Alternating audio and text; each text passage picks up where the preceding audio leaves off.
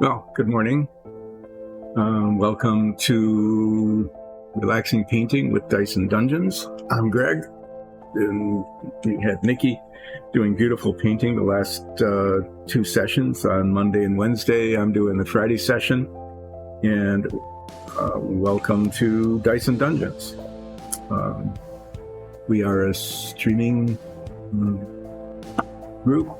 We do especially please join us on our weekly broadcast of a D&D campaign every Sunday at 2 p.m. Really been a lot of fun doing that, and a lot of the things that you see on the show are things that we print behind us in these 3D printers, and then end up like painting this part of a dungeon tile here, doors, floors, things of that sort. We used to do a lot of demonstration of how we painted our sets in the past, but we've been doing figures lately. I guess that's a little more interesting, but yeah. So what I'm going to be doing today is continuing to work on my robot dinosaur. I've got pretty much the top part done. And what I need to be doing today is some detail work on the top. There are a couple of things I want to do. One is the radiators here, and on the other side. Need to be painted dark so that they can radiate effectively.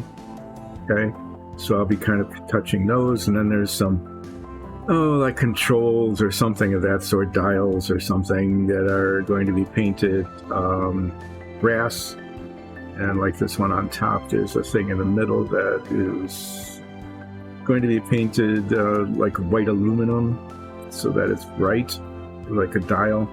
And I'm thinking what I'll do is, because it's printed nicely, is these edgings that are riveted is I will do in a contrasting, probably I was thinking a lighter color, but now I'm thinking maybe a darker color, just to highlight it, because, you know, whoever designed this went through a lot of trouble to put that into the print. I don't want to make it look too busy, because then it just starts looking silly.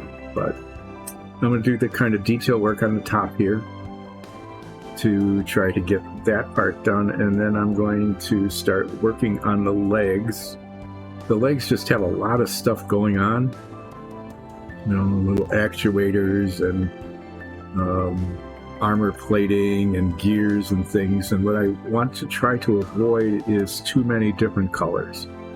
You know, it'd be really tempting to paint every little thing a different color, and then it would look kind of weird.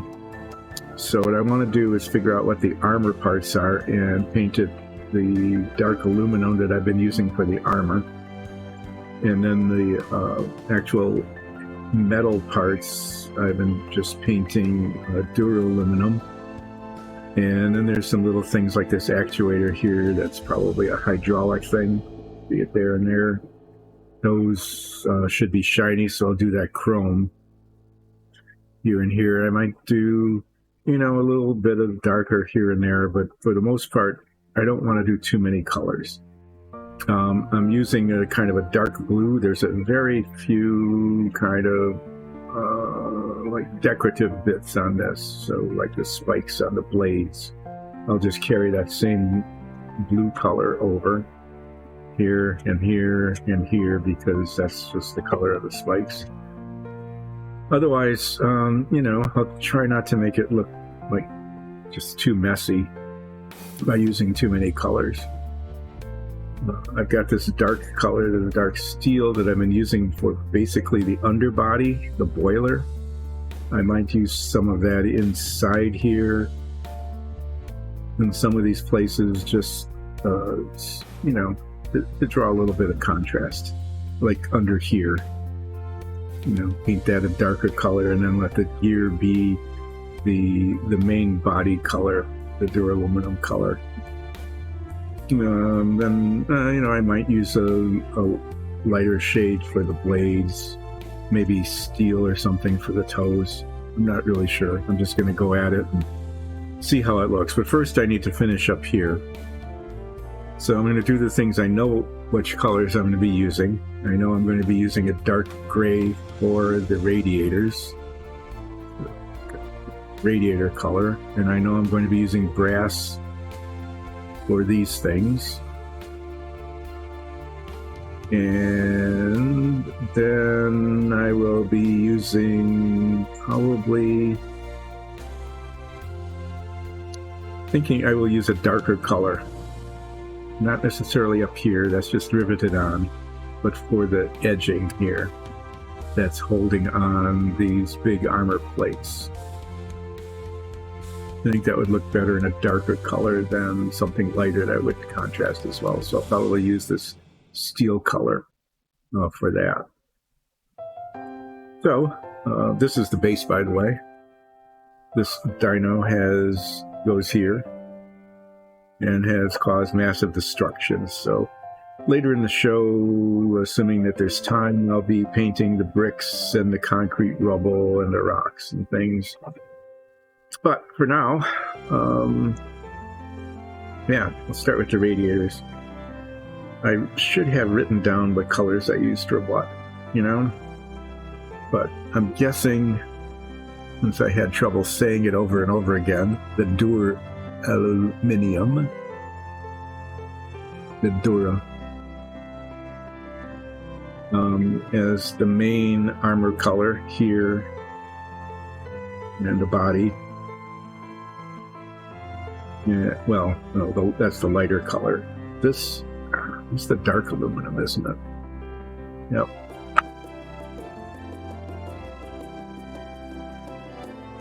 You find it. There's so many of them here. Later, silver. Oh, yeah, the one I need is, there it is. Okay, yeah, dark aluminium. I'm pretty sure that's what I used here and here. That's the armor color. Okay, so when I mess up the brass here and get it on places I don't want it, and I need to do touching up, I'll come back to this color. And I hope I got it right. Okay. And then at some point, I'm going to get out the dark wash. These are exhaust ports. I'm going to just use the black wash to fill in the top where the, you know, the smoke comes out, and then wash down on it, a little darker on top for each of these exhaust ports to make it look a little more realistic.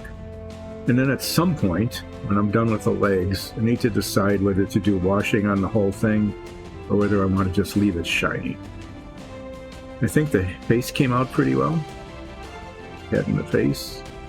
The tail, there's this cone on the end of the tail here that I painted the light color. And I'm thinking that I don't know how that's working. I think, you know, to make it look more menacing, I think that needs to be dark, so I might end up painting that the steel color too. Not sure.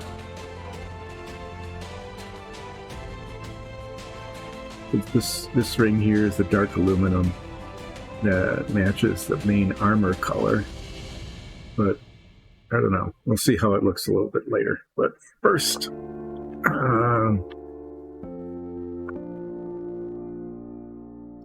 need to find the color I want, which is dark gray.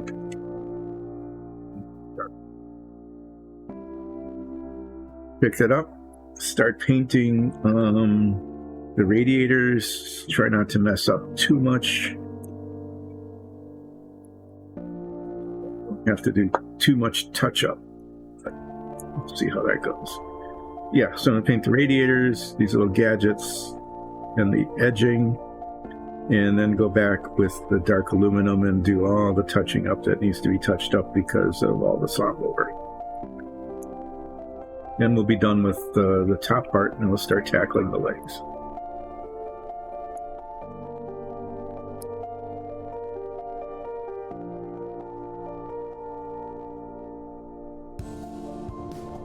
I'm going to start with just the paint in the bottle cap. Try not to waste it, but when I'm using tiny bits of paint like this, usually that gets gummy well before I'm done with it. But, you know, for now, so there. is where I want this dark gray.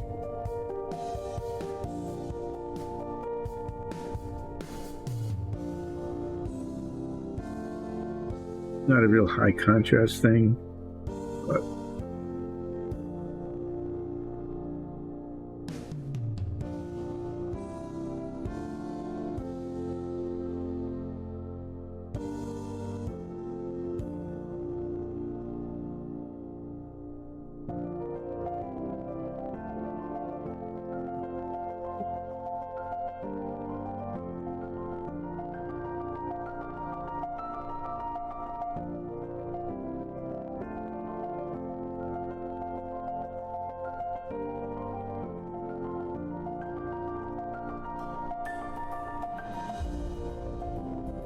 much on the brush because it wasn't working.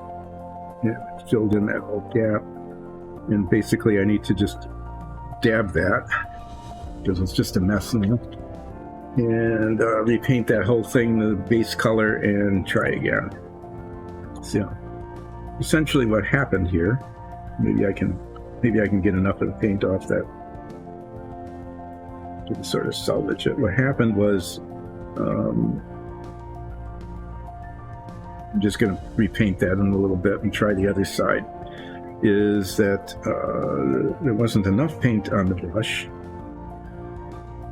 to get what I wanted, and then I put more paint on, and it just slopped.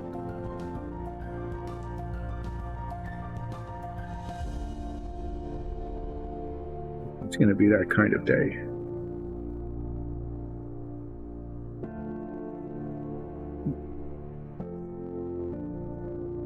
It doesn't want to come off onto the other paint.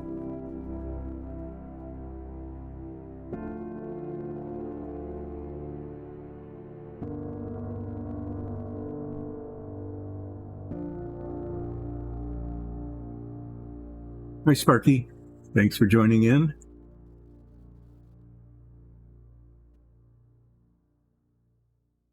Okay. Megazord happened to Fervin? No, that isn't what happened to Fervin. Everybody knows that Megazord didn't happen.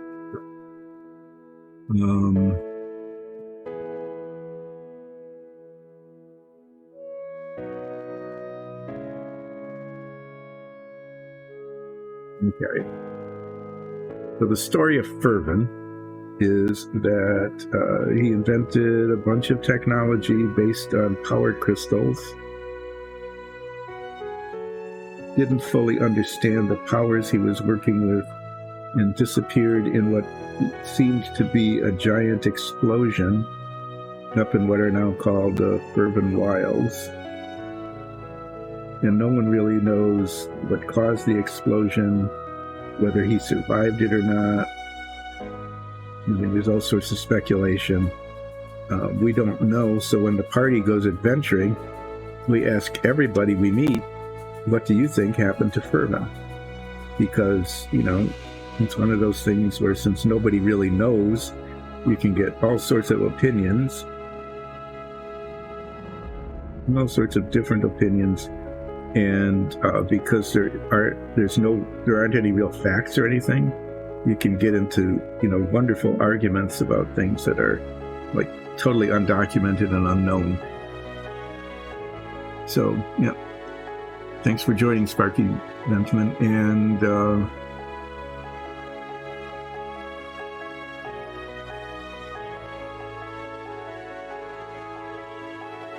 no, you just don't change all the letters and mix them up and come up with a new word and act like that's a thing.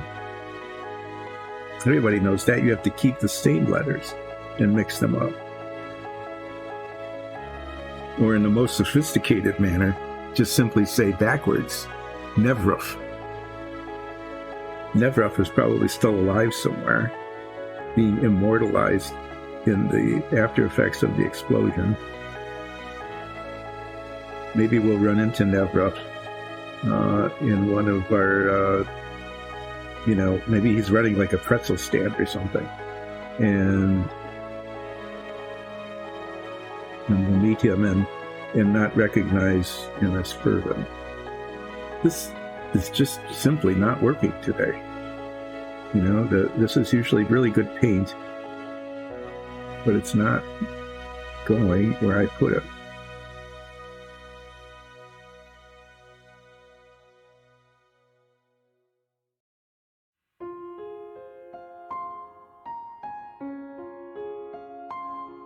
It's turning out to be really not good.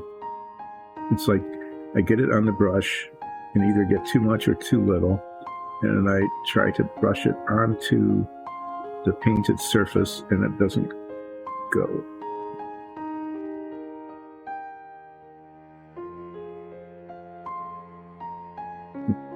This time worked a little better.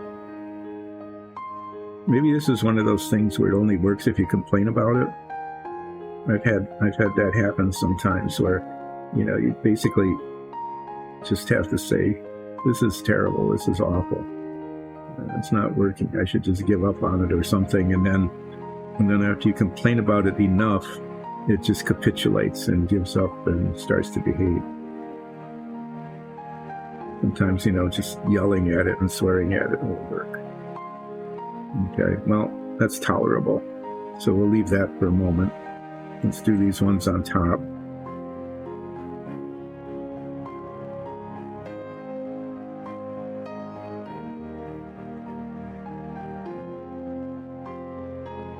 Just a matter of waiting for the brush to be saturated enough or something, I don't know. Anyway, yeah, so fervent, spelled backwards, is Nevruf, and I'm sure that we're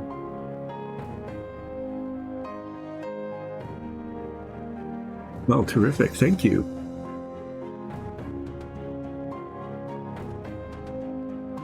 Yeah, so Nevruf is obviously running a pretzel stand somewhere in one of the towns we're going to visit. I can never remember the names of all of them.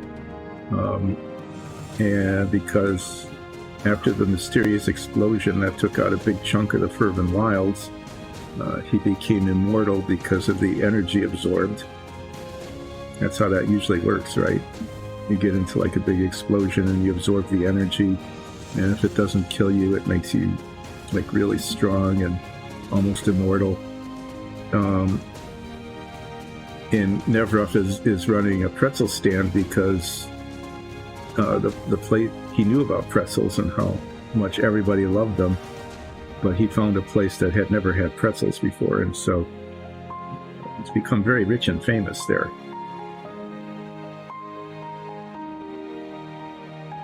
Nevruf pretzels, the best pretzels ever. They almost, but don't quite guarantee that you'll have a pretzel day, because not everybody deserves a pretzel day. So Nevruf's pretzels give you the opportunity to have a pretzel day, and they wish you to have a pretzel day, but you're not guaranteed to have a pretzel day.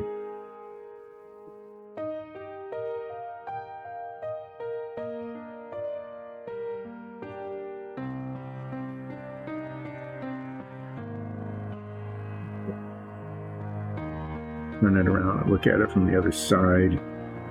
This is going very slowly because it's just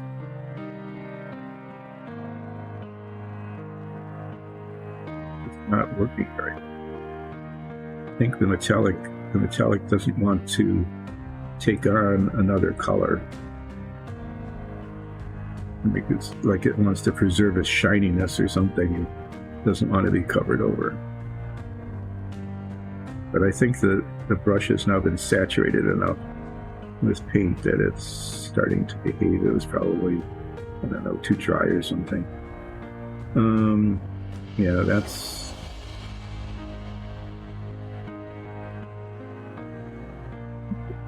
messed up. Okay, so there's the top. And those are the little radiator things that I've been trying to paint. The one on this side is okay. It's not great, but it's okay. You can see that it's kind of a matte flat surface instead of the shiny, so that helps. I need to get the bottom here, and then what I need to do is like totally repaint this paint back over the one on the other side, the first one I tried to do, because that didn't work at all. And start over with that after it dries. So I'm going to be going back and forth with these colors. No, I didn't do a flip.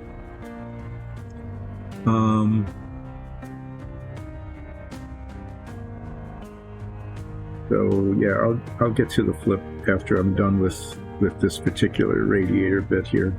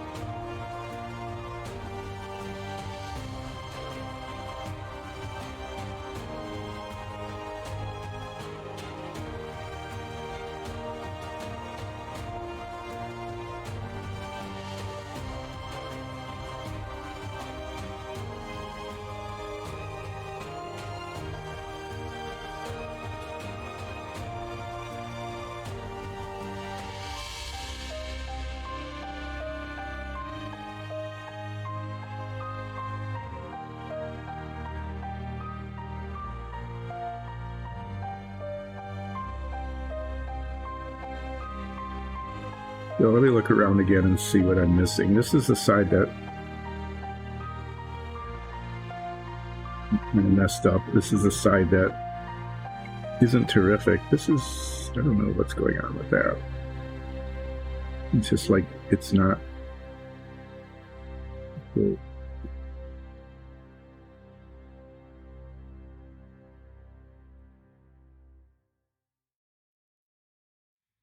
It's starting to get gummy in the cap.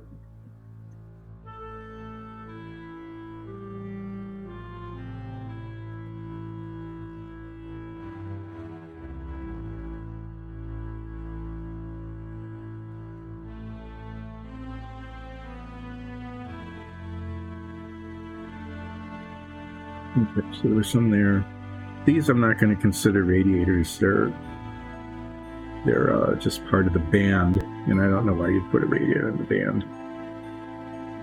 The top ones, you know, they're not too bad.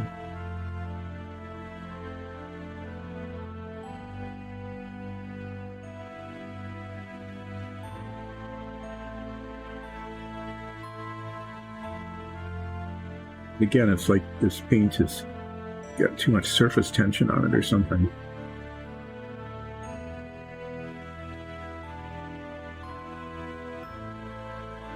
Okay,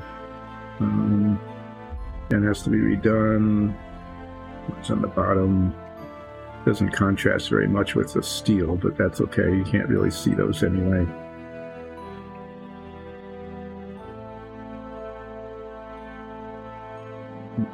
Here you can see what happened as the paint got down in between them, so they lost their definition. So I'm going to cap this up.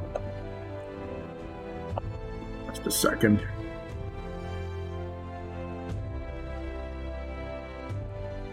I'm going to, since I want to get these done, I know I was not going to use the aluminum, dark aluminum, until I painted the edging and the brass there, because I knew it would be a mess. But I want to get these radiator things done, and this is really the only way to do that is to repaint in between here.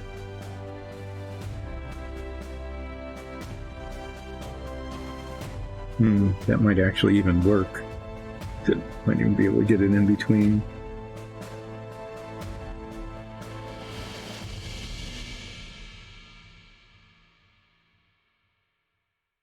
Get it back in between there, and then I'll come back with the gray later.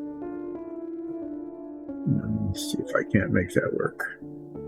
There was one spot, tiny little spot here, where I got the dark color. I just want to touch that.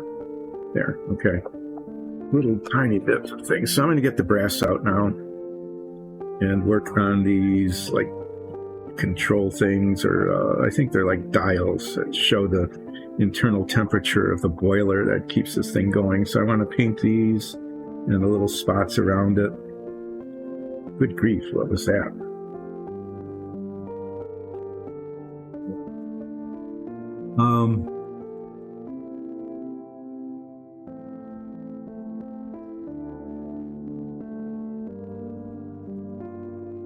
Okay, flip time. I'm going to flip this door. This door is a good thing to flip because one side is identical to the other. You can't tell the difference, except this one has a tiny little white spot on it for some reason. So that's going to be the white spot side, and that's going to be the not white spot side. And it came up white spot side. And now, let's just throw it on the floor.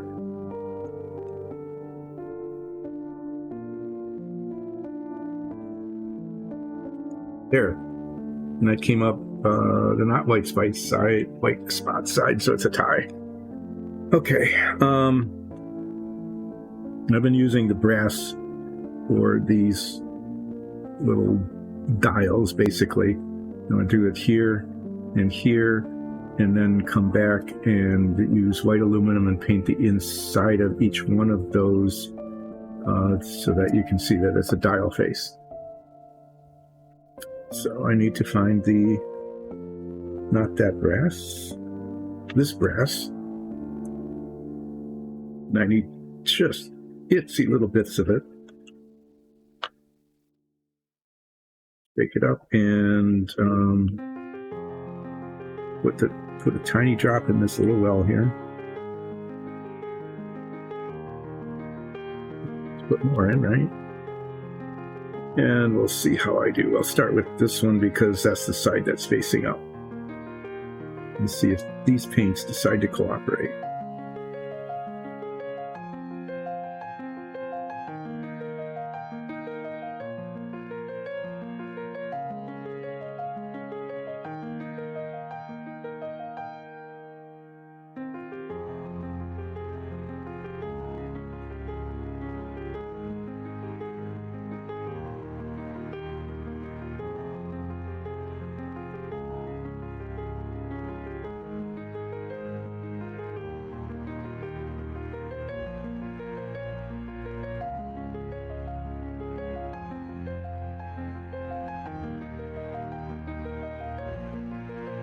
Painting those rivets and the outside of the thing there.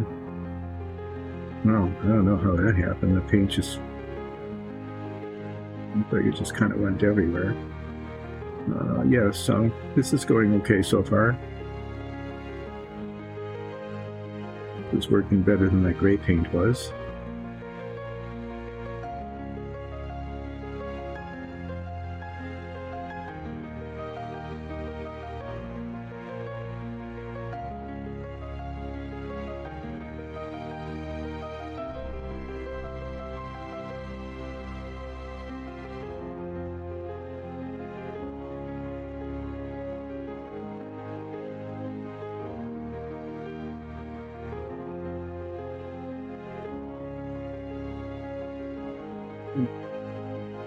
Inside of this is going to be painted white aluminum.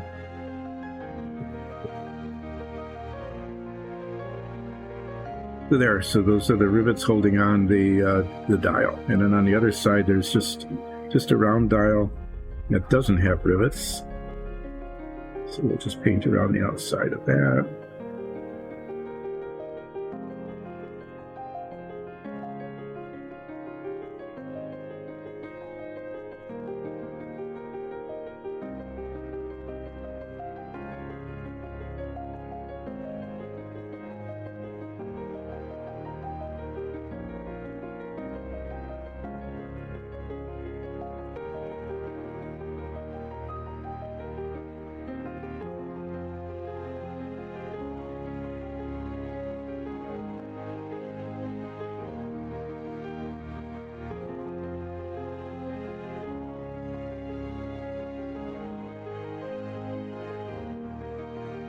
with the bezel or whatever it's called.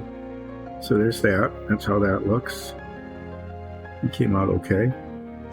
The side actually came out okay. Yeah, that's all right.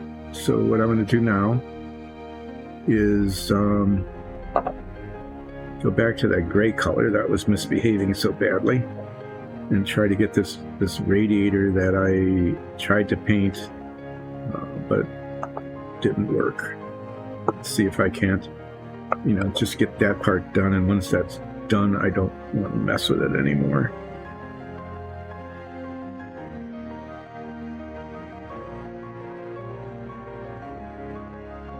And then I'm going to take, since this is already dark aluminum, I'm probably going to take the steel color and do this edging. Just otherwise it looks, it's just the opportunity to make it look a little bit more interesting without having like 8 different metal colors when you only need maybe 2.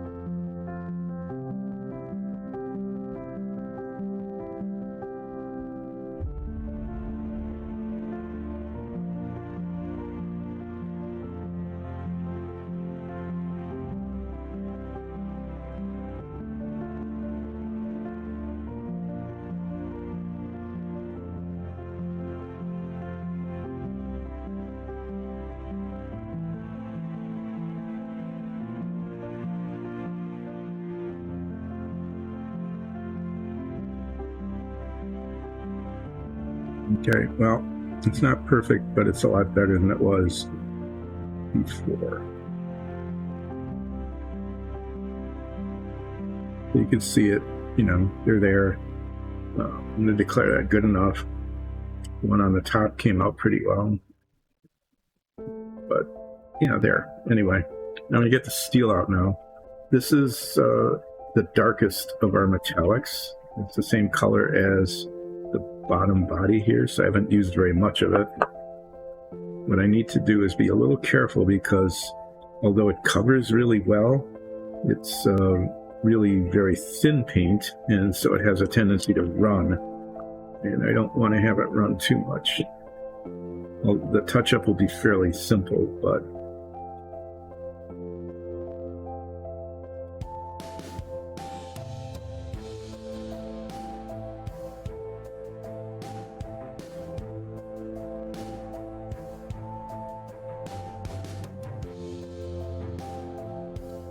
okay,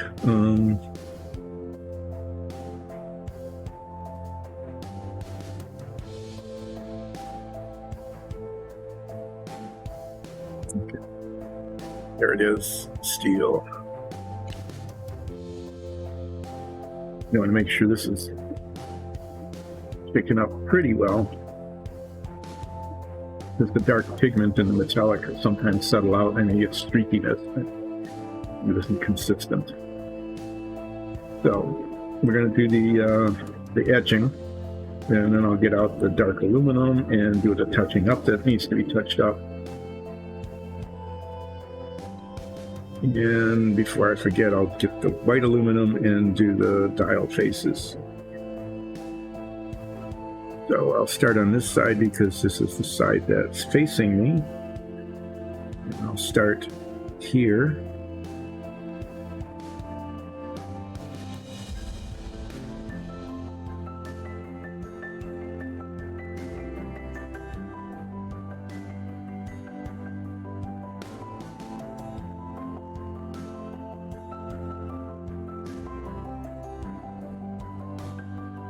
You can tell a little bit that I've done so far that that's actually going to look pretty decent.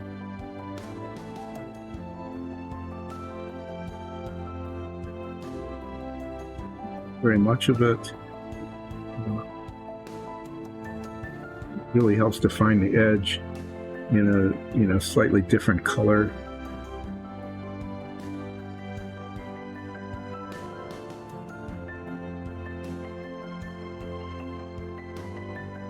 And it's mostly behaving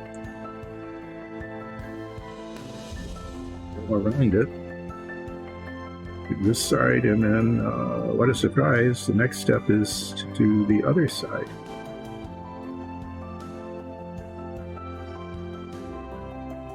Yeah, see? It looks okay.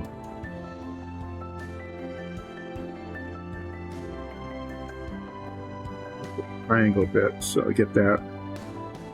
I'm working on the side of it.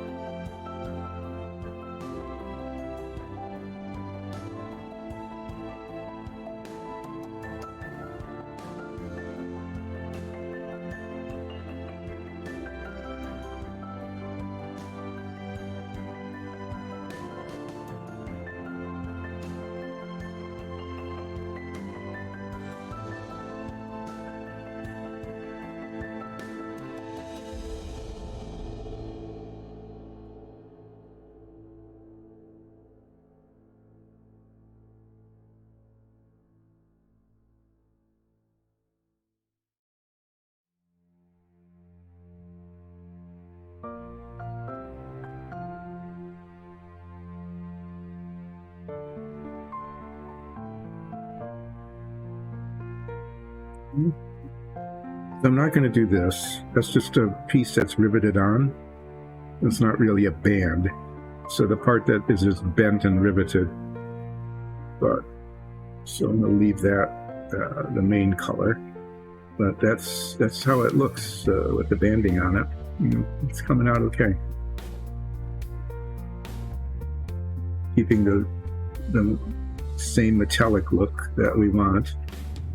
But it's a darker, slightly darker color, so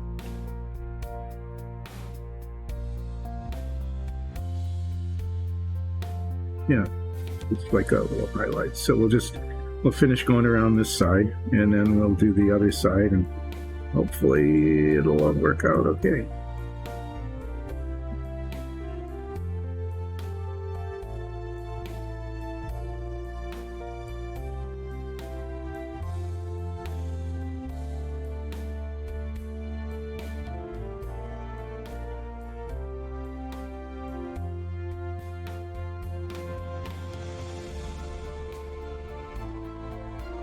Try to get the top of this. You can see that really well from the top.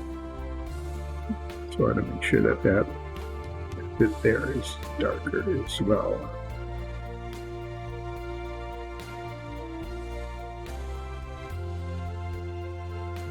It's okay. So yeah, that's what it looks like with the band highlighted. It's fairly subtle. Really. Yeah, I like how that worked. I'm glad I picked the darker color rather than making it lighter, which was what I was thinking of doing originally. Do the same thing on the other side, so we have some symmetry. And then, we got some little touch-up. The grass leaked over a little bit there. I had to do dial faces, I think. Wait, okay, I missed that completely. There's a piece of banding that goes down here underneath here.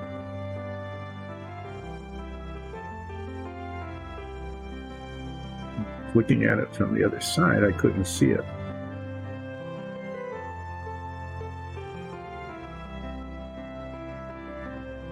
There, now we'll do this side.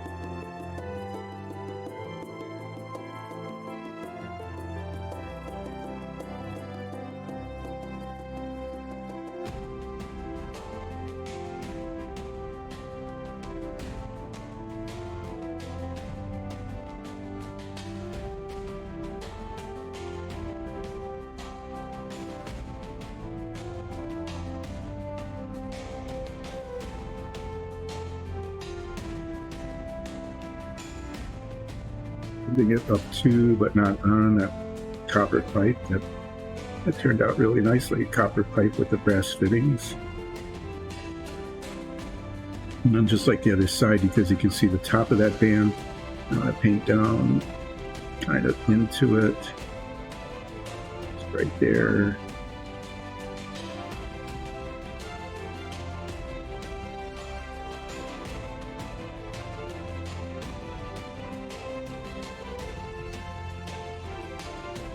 Looking back. The leaf is a little shallower here, so I need to be a little bit more cautious.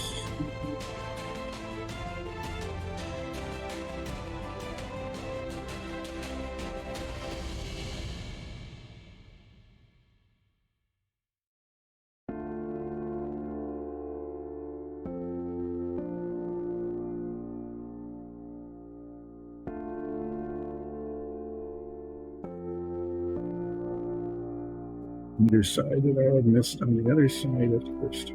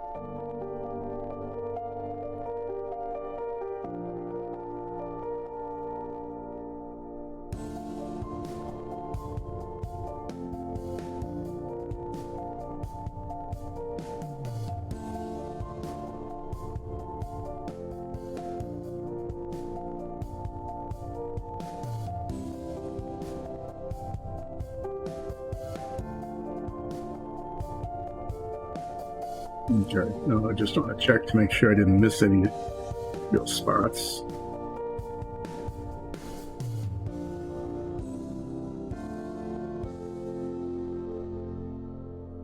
Here. Yeah, it's kind of a subtle banding, but I think it really brings out the contours of that plate pretty well. So now I'm going to get out a really light white aluminum and paint the dial faces, and then I'll bring out the dark aluminum and touch up the spots that need touching up.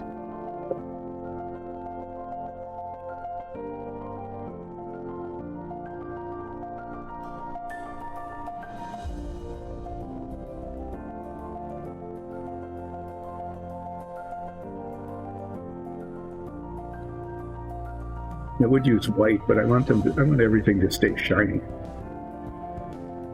And I did one once before somewhere with the white aluminum that's in it, and it looked okay. I did use this color a little bit just on the plates underneath. You can see it's really quite bright, and on the teeth. And yeah, there's enough contrast there that you can kind of tell. But so what I'm going to do is try to make these circles on the inside. Not slopping up all over the bezels, the brass bezels. So work from the inside and just kind of push the paint up to the rim on this one. It's okay. This one it's raised, not underneath, so I need to be able to,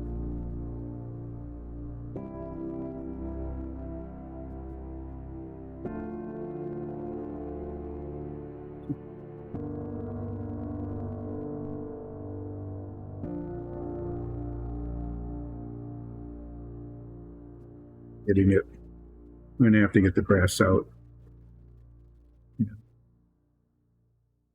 Touch up there and there. Bring the bezel back.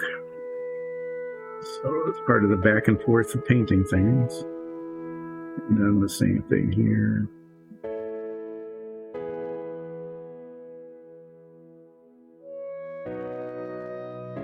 paint to flow where you want it and not where you don't.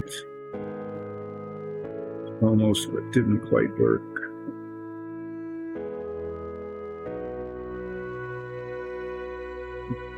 Pretty close.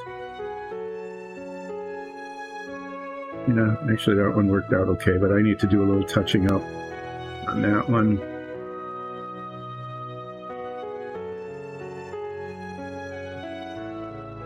That dry, and get out the dark aluminum again and do the touching up on the armor plate, just tiny little spots.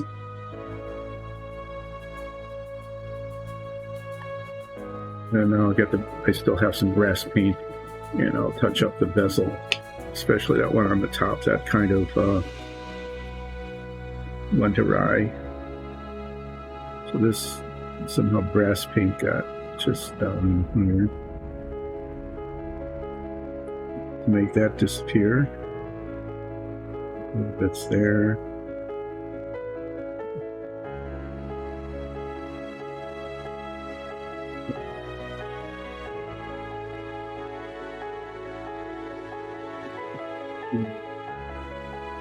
Paint just ran. I put it in.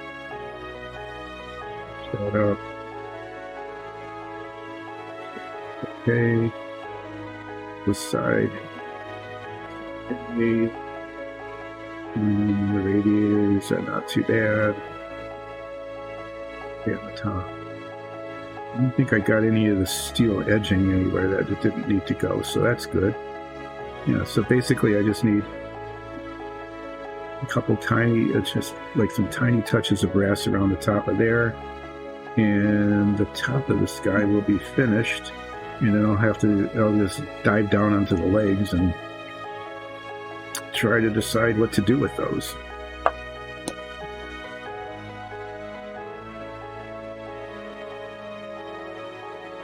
See if I can get that little bit of brass here.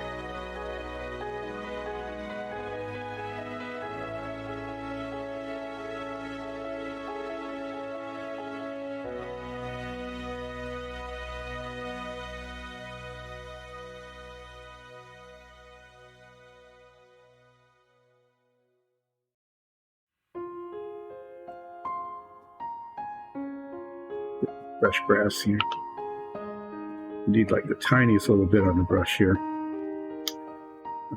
Yeah, it's right up on top, so I think it's important to make sure that this bezel is the way it should be.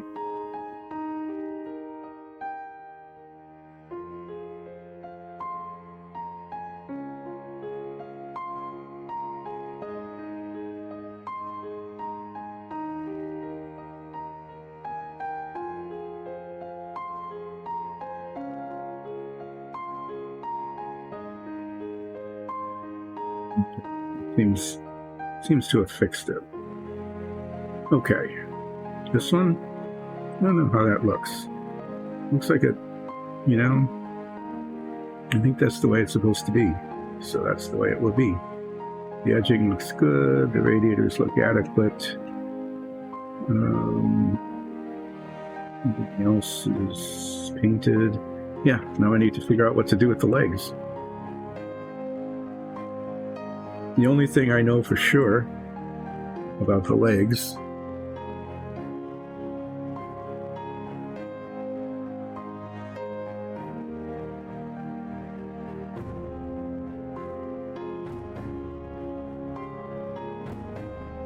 I like that idea. Ooh, yeah, I mean, I definitely do. You should send that on to the DM, saying that we will find at some point some deactivated robot guards, and my character will fix one up and have us accompany us. Yeah, we've been going for a good long time. We don't know where our otter is. Pretty sure it didn't go down with the ship. We recovered it from the dungeon that we were in, the prison that we were in. Okay, well, now I'm really not really sure how this is going to go. So I'm thinking that I'm going to be painting these gears this a little brighter duraluminum color. Okay, I mean most of that on the outside. I'm thinking this band, yeah, that underneath the gears here, and that, and on the front, gear face. This is a piece of armor, so that's the dark aluminum color. Underneath, way underneath here, is going to be steel, because this kind of dark body color. In fact, I think I'm going to paint that in first. These bits underneath here that show that aren't part of the way underbody. Base of it, and then start painting the lighter colors up on top of it, and then the armor would be last. I want a couple of different colors. I want them to be contrasty, kind of like the upper body is, but you put too many in and it's just going to look silly. Now this banding actually looks decorative, so I'm going to do that. I'm going to make the banding that this dark blue color, like the spikes here, and maybe even around the edges of this piece. No, that's a piece of armor. I don't want to mess with it, but the spikes definitely, and some of this banding, this big part of the leg, you know, that's just a piece of armor. It's like this. So I think that if I paint that the same color as this, but that I do the banding in the decorative parts, that it won't just look so monochrome. So I'm going to get this steel out, and I'm just going to really help define what's even going on, because sometimes it's kind of hard to even see what the details about is. I'm going to paint the underbits this steel color so I can see where they are. Okay, so basically it's this stuff under here. It's the part that isn't the gears. And then there's some under here. This is an actuator here, so that has to be painted a different color. But this color, this is underneath. And I think it helps just, you know, for the definition of the model to have the darker colors under and the lighter colors on top. Get this side as well. Just get paint underneath there.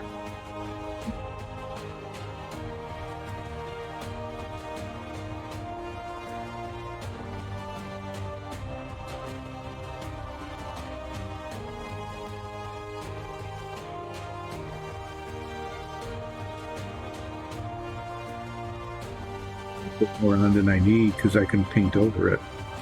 But I just normally get it down in there, make sure I cover the crevices.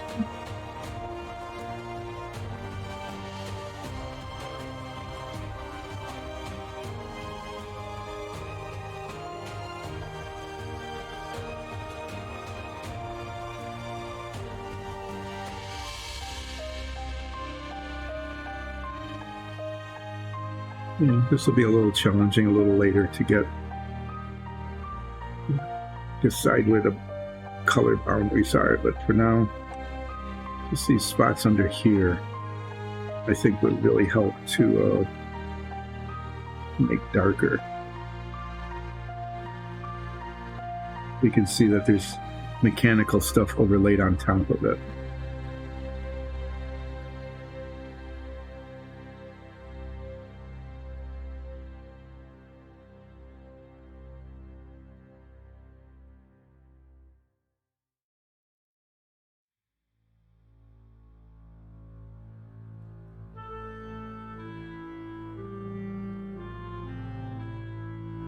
It's good that I'm doing it now first, because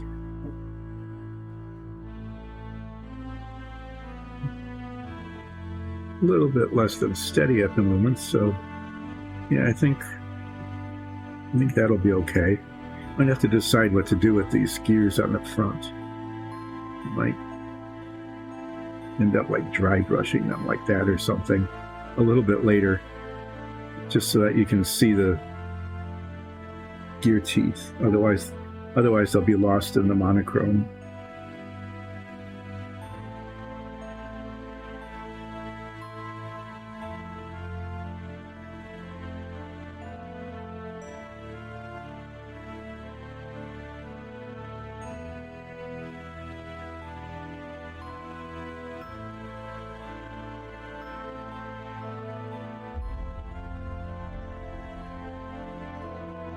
Maybe in the front here too, like in between these actuators. Let's do the darker color.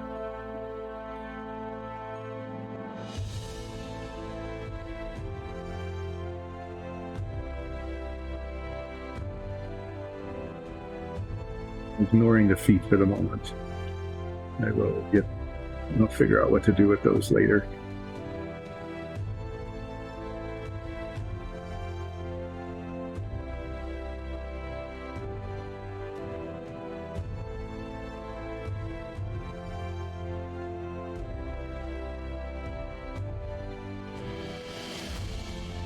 So if I'm missing something, I'll come back to it later, but this is actually helping me see where the mechanical bits are as well.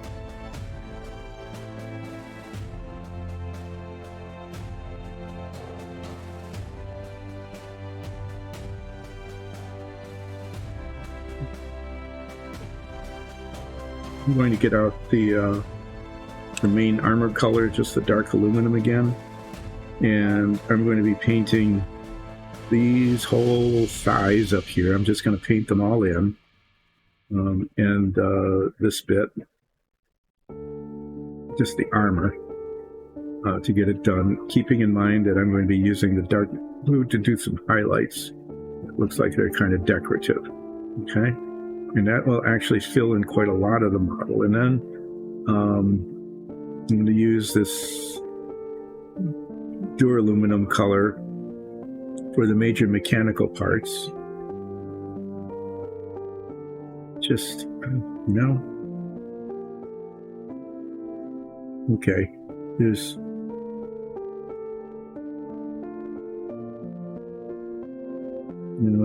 that's on top.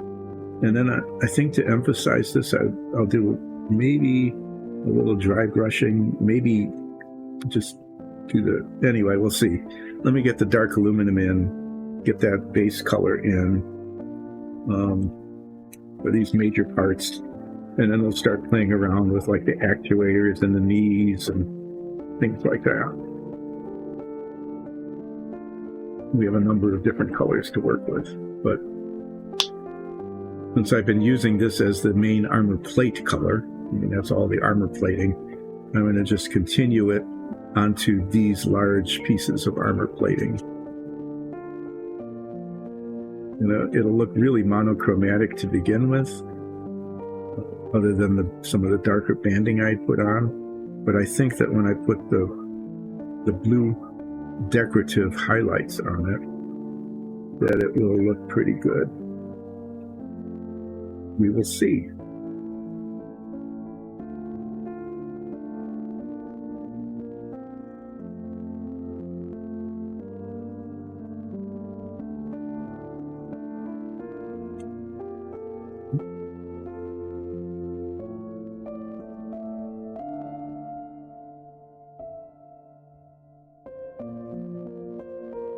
For the most part, this isn't a very fancy mechanical dinosaur. I mean, the different colors on here, like the copper banding and stuff, are really supposed to be part of, it's just part of the mechanism. It's the material that you use to make it work. So we're just going to keep that kind of motif going. And then the parts that are obviously decorative, this banding and this little thing on the front, will be fairly subtle, that dark blue color. We're not going to start going into pinks or oranges or anything like that. This isn't This isn't a fancy thing. This is an effective thing. This is designed to smush stuff, not to look pretty. So we'll do that.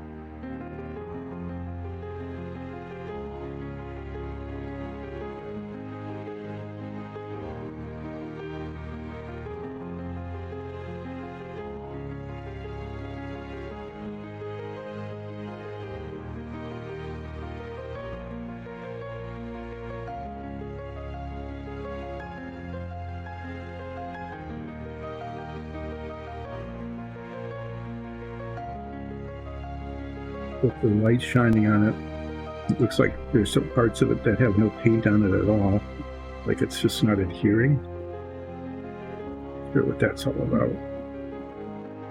Anyway, we'll go back over it a little later to make sure that it's covered before I start playing around with the blue stripes.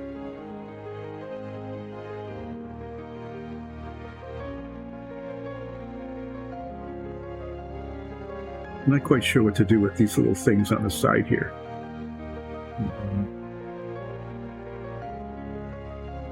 Just leave those. They just look like metal texture.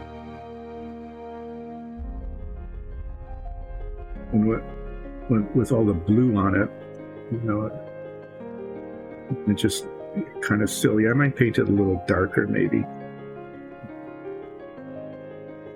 I think they're like radiators, but I might just brush over a little bit of darker just so that people can see that they're there. Okay. Yeah, so this is an extension of the armor, mainly the armor, but it's going to have some decorative bits on it, and that will make it look, you know, decorated.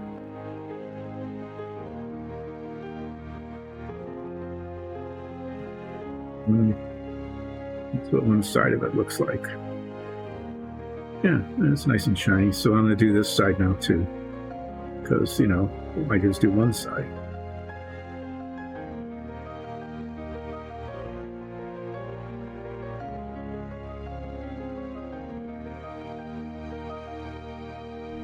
And hopefully that dark blue paint will adhere nicely, unlike the gray paint, will flow on and adhere nicely to this,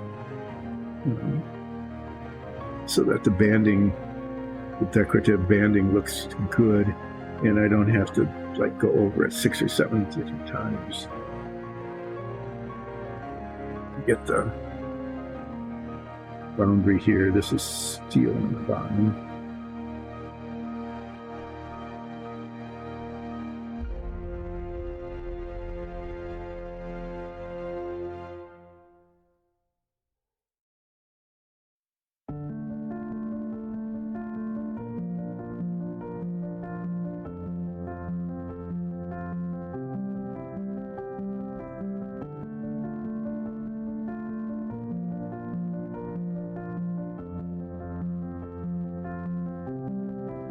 Paint up to the rest of the leg there.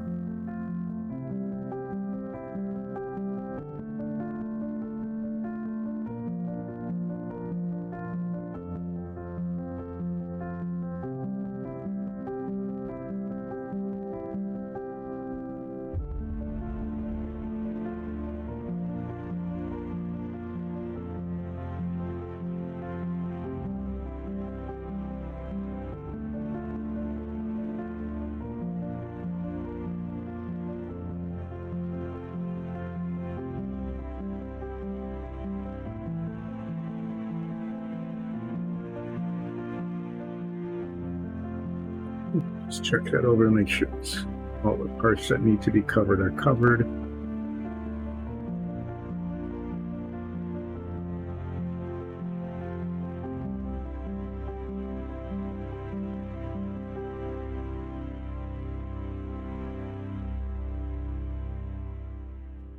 to that later. And then the other part that needs to be this color is this shin guard. It's a primer being held on by some sort of strap that will be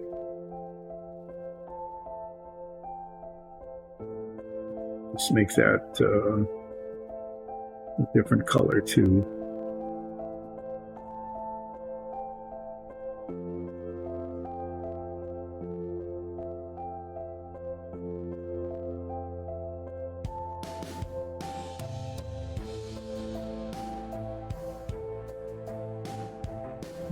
It's not worth messing with. The strap is part of the armor, so it's going to get painted that color. It's it's one of those things where it's like, oh yeah, I could have like 6 different colors here, but no, we're not going to do that. We're just going to paint it the armor color as though it was part of the armor and integral to the shin guard. Because there'll be different colors around it, like the gear on the top and the actuators down here. But again, it's one of those things that could just get out of hand in terms of coloration.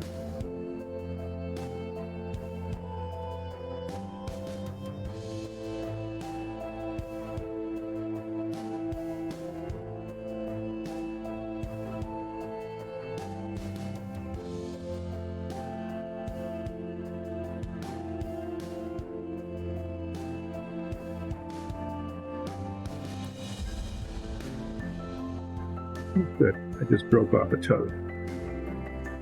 Nice going. Cracked off a claw. I fixed one on the real Raptor. I mean, not the real Raptor, but the non-mechanical Raptor. I can fix this one too when I get around to the feet.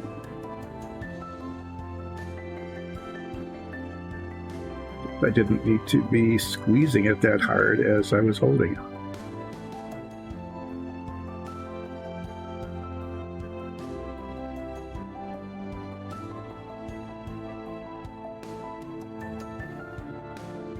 What I'll end up doing is a tiny little bit of epoxy, a pinhead, and tweezers. I will cement that on with epoxy, nice 5-minute epoxy, before I get around to doing the feet, which will be probably the very last thing I do because, I want to hold on to them and keep breaking things. Okay, so I'm going to make sure I got the tops and the sides of this armor plating here.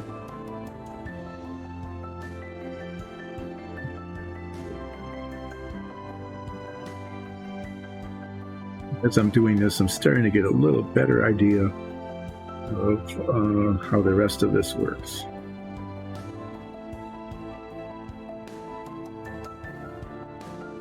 Sure. I don't lose my little claw, little mechanical claw thing. Okay, so there's that. Now,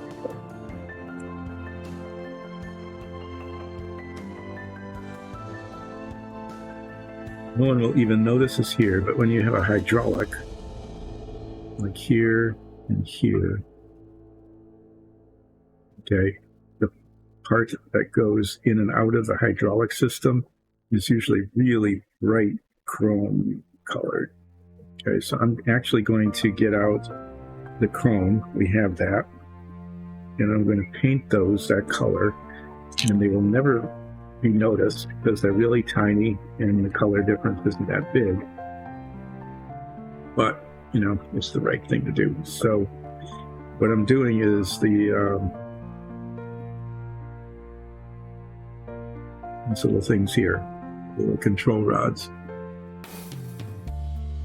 I mean, the part of the hydraulic system that slides in and out of the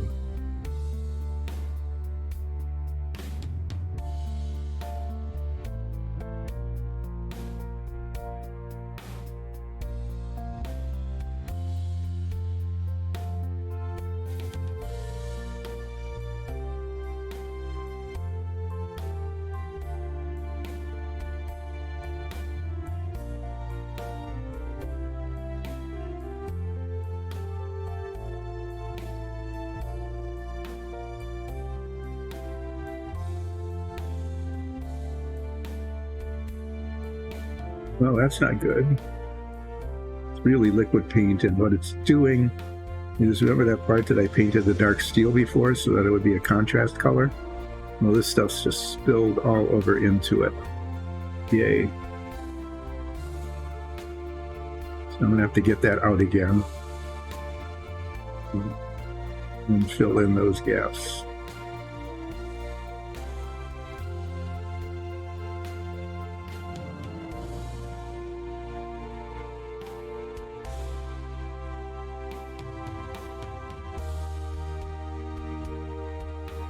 See, that one actually is okay. These are not. Basically, it made a huge mess. But, you know, with paint, you can just keep going over it until it turns out to not be awful. This one's working okay. That's how it should look.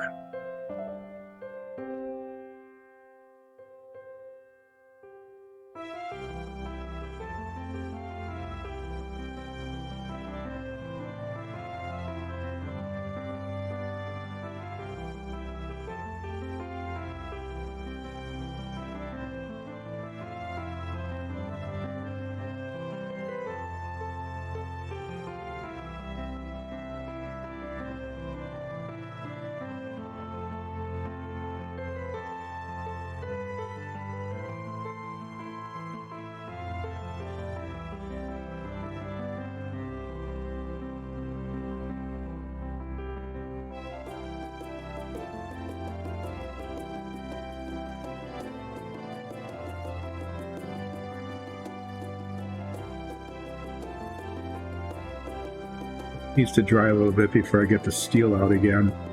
So now I'm going to take the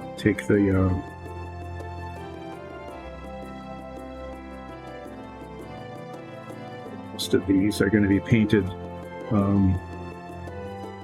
the duraluminum color. And once that's done and I can see where that all is, I can decide if I want to put more highlighting in or just leave it the way it is. Whatever it needed to kind of highlight the mechanics. I want to be able to highlight the mechanics, not just cover them up. But I also don't want to just get real silly with many, many different colors. So I'm going to paint this the same color as the main tail. And then decide after that what, if anything, I need to do to, like, highlight the gear teeth side here, or whether they're clear enough as is.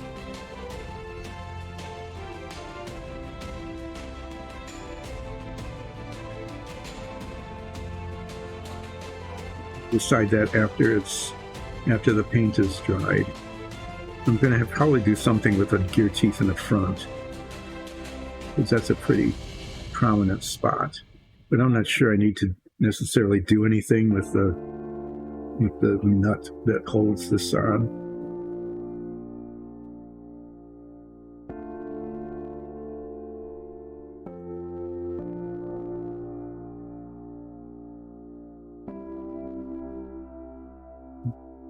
Could paint the whole nut a different color. I'm not sure why I would want to do that.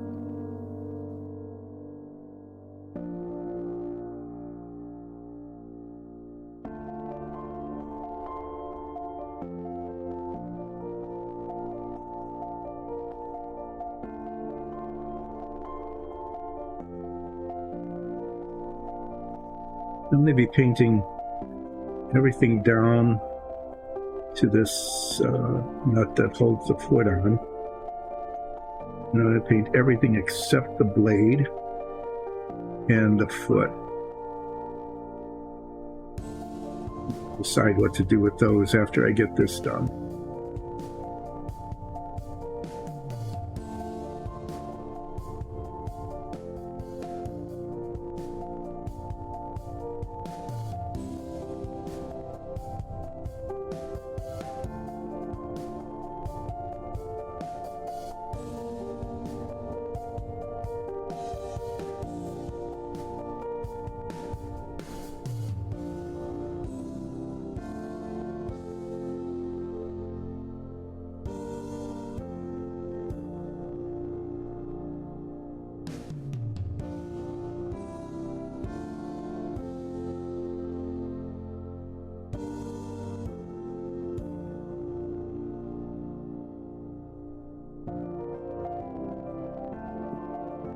And down the front of the foot here. Just right down to the edge of the foot itself. I'll deal with that a little bit later. So, yeah. As I'm looking at this, it's really not too bad.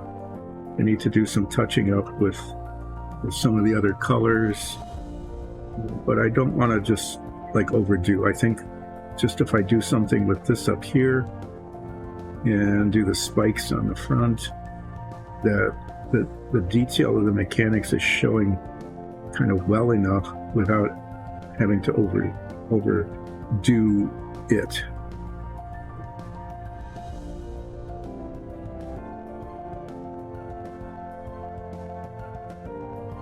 But we'll see how it looks after the blue highlighting is put in. You know, the decorative bit that I had talked about. We'll see how that turns out.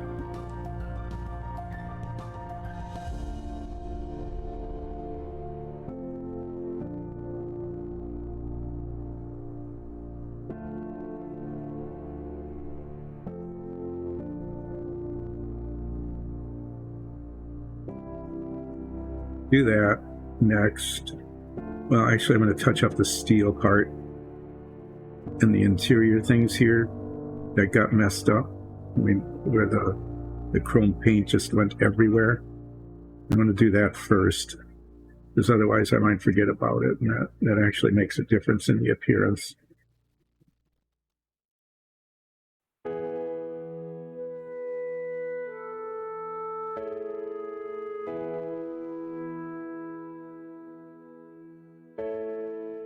And I'm going to paint the blue decoration, the very, minimalist decoration that this guy has.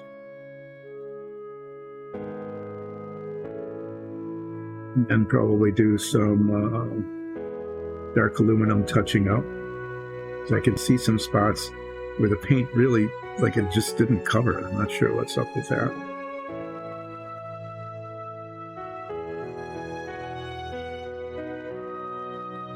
And then decide what to do with the blade on its foot and its foot.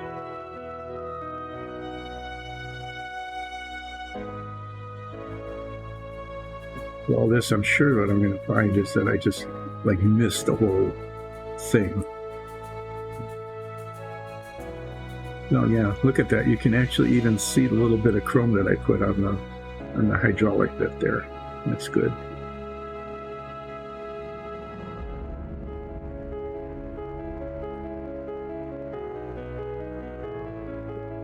This footing leg again.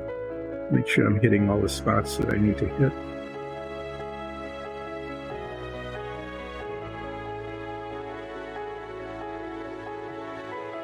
Yeah, and I'm gonna get the steel paint out, do a tiny bit of touch up, and then get the dark blue out and do those stripes that'll probably, slop over to the dark aluminum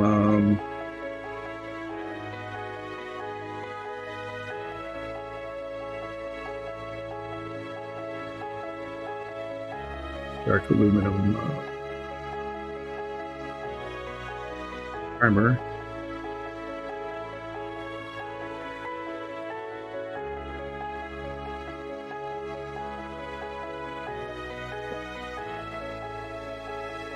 Not have to keep going back and forth on this, so I'm going to have to I'm just going to be real careful with this on the tip of the brush here, and I want to get in between there.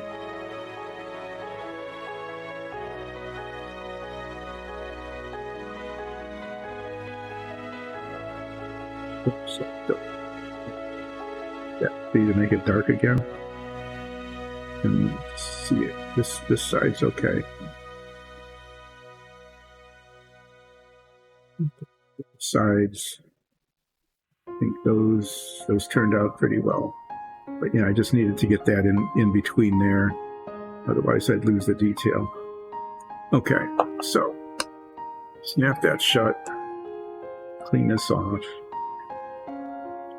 And what I'm using is this thing called medium blue. As you can see, the bottle cap is way lighter than the actual color. And what I'm going to be doing is painting the decorative striping, I guess, on this part of the armor. There's quite a lot of it. It should show pretty well, and hopefully the inevitable touch-up will not be too difficult. After that, I'm going to glue the toe back on and take a break while it settles. Then I'm going to come back and try to figure out what to do with the blades and the feet. So right now I'm going to try to get my brush right.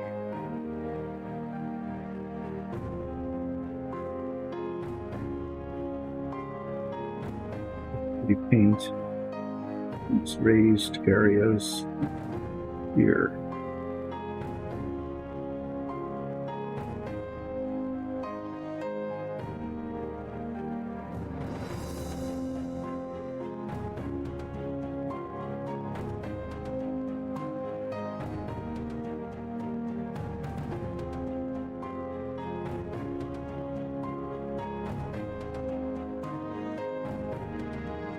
Come at this from like every angle.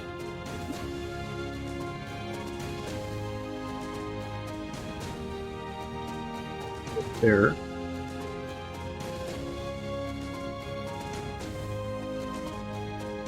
This will be touching up back and forth a little bit. It's the raised area doesn't provide it extremely. It's an okay but not terrific boundary line. One of those where you, in order to get it to look right, you have to go over too far and then kind of come back at it in the other direction until you reach a compromise on where the dividing line is. I want the blue paint to go down to the bottom of the raised area. Otherwise it will look incomplete. You can see there, you get it's kind of a wavy line then. Usually there is a little spot there that needs to be blue. And then there's, just a little bit of overlap. So there'll be some back and forth there.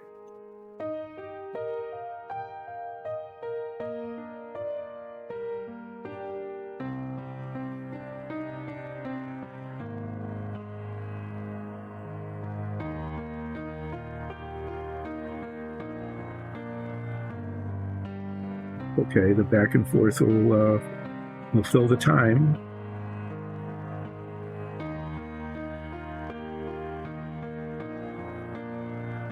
Yeah, that blew. What did I just do? Well, at least I caught it with the part of the brush that didn't have paint on it. And just banged the brush into the nose of the guy.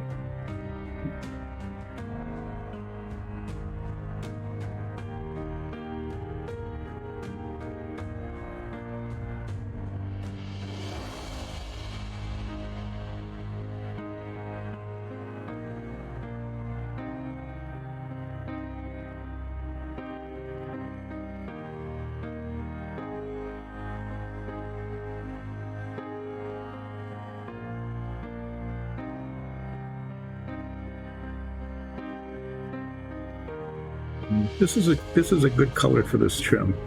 You can see it. It's clearly decorative, but it's not real ostentatious.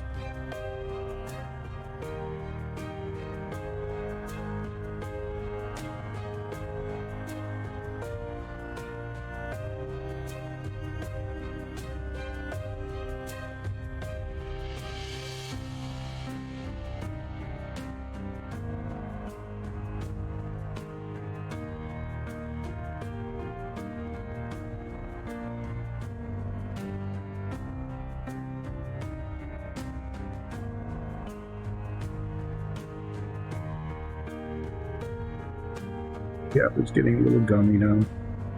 When that happens, it doesn't come off the brush cleanly.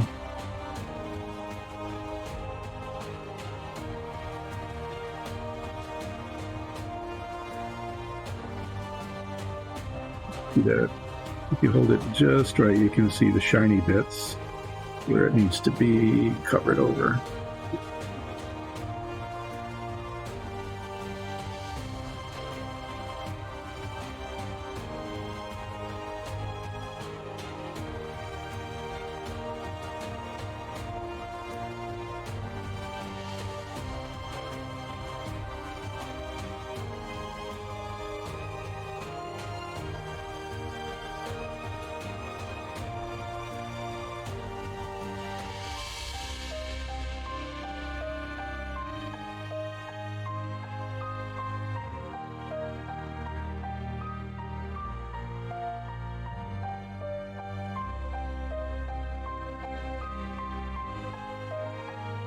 It's, trying to do the detail here without making a mess.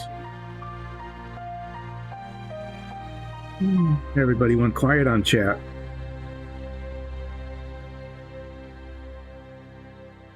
Those of you who are sticking with us, what I'm doing here is painting what appears to be some decorative banding, the leg armor of this Mecha Raptor. All the trouble of building a robotic dinosaur as opposed to just like a turreted flamethrower or something. I don't know. I guess they just had some extra time and energy, and why not make it look like a dinosaur as opposed to just a weapon?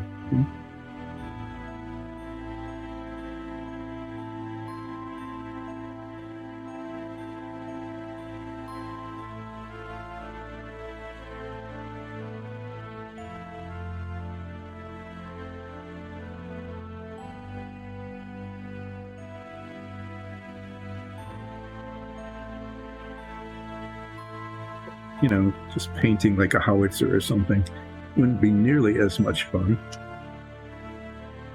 Painting a mechanical dinosaur. Of course, there's some in the back here, and I managed to save that till near the end where you can't even see it or reach it. There we go. Yeah.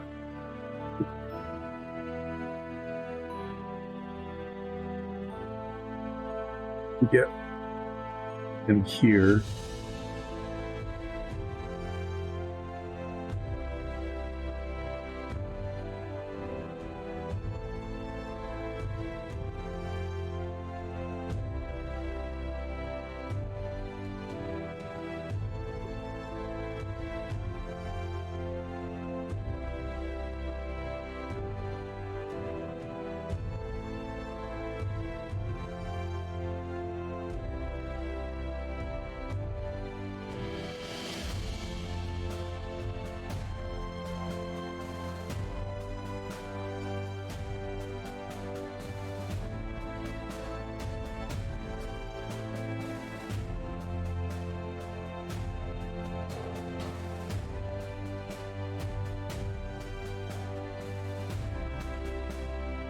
This kind of medallion thing here on the front, probably.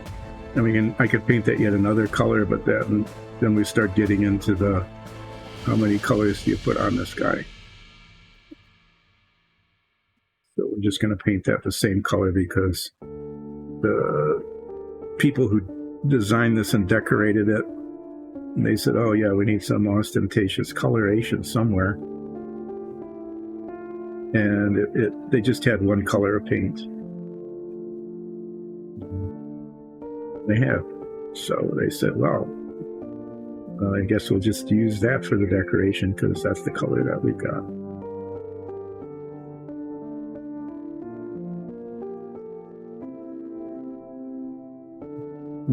I want to make the edging pretty precise, but there's tiny little touch-ups just to make the edges and things look just right that I'll have to come back and do with with the duraluminum color, because I'm pretty sure that's the color I use. And then there's these little spots.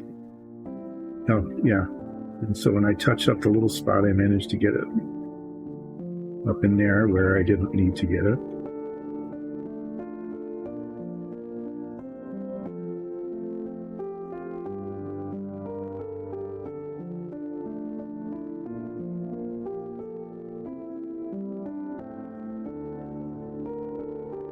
So I'd say I'm getting it, probably like 90% okay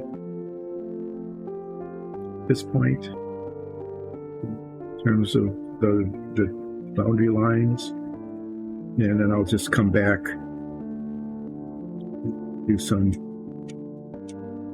touching up with the duraluminum color later. So there's the decorative banding on one side. Okay, now I'll do the other side, and then the spikes. And when those are done, like I said, I'm going to try to put the toe back on the foot.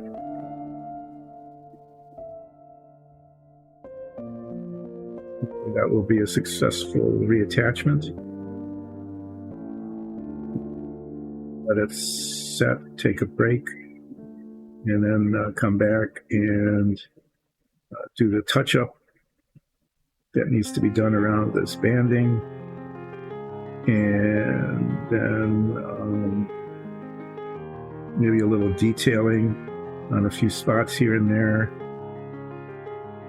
and then I'll tackle the blades and the feet, decide how I'm going to do those. Say that although this is very clearly a mechanical dinosaur, the feet look, they didn't make them mechanical feet. They made them look like organic feet. So I'm not entirely sure what to do with those. I think I'm gonna just go out of my way to make them look as mechanical as I can. Otherwise, it'll look like it'll just look like a dinosaur that got some sort of armor plating on it.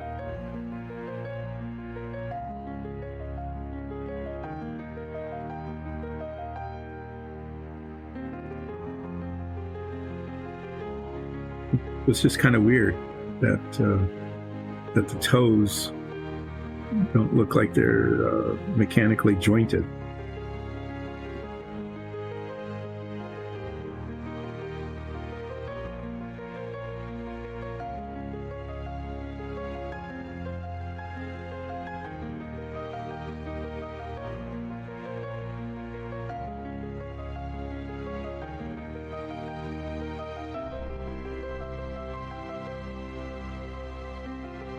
Squeeze that too much, I almost broke off another toe. That wouldn't have been good.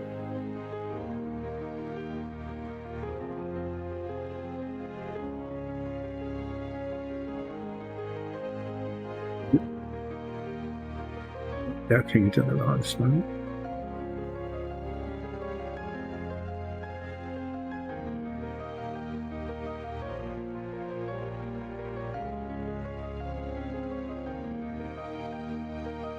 But anyway, the feet will definitely be metallic, even if they look organic.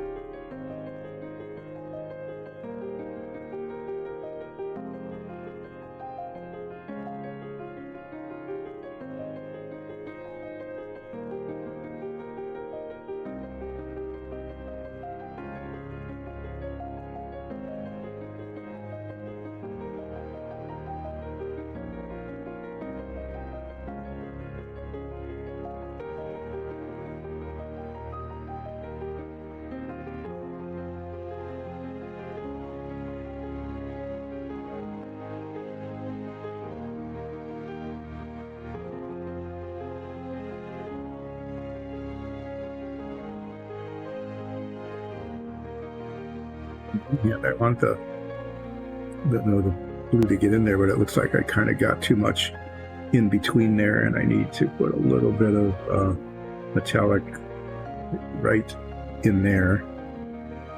Then I'll probably run it up too high on the blue So I'll come back again, but that's the back and forth that I was talking about.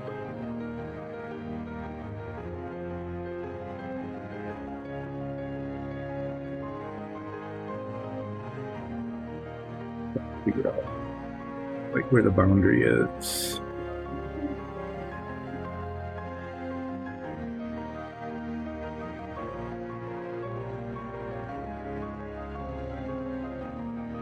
So let's see. Oh yeah,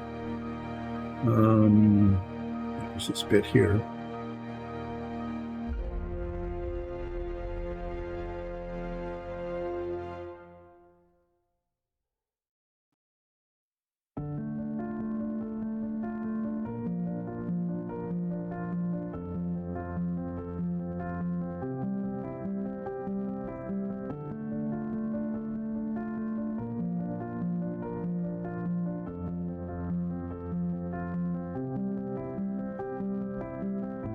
Something that kind of wraps around.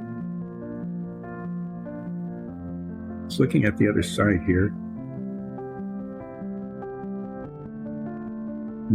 It's buried underneath there, so you can't really see it, but it kind of wraps around and comes to a V here. And I can't see where it is. It's not, I guess it's kind of like right along the edge.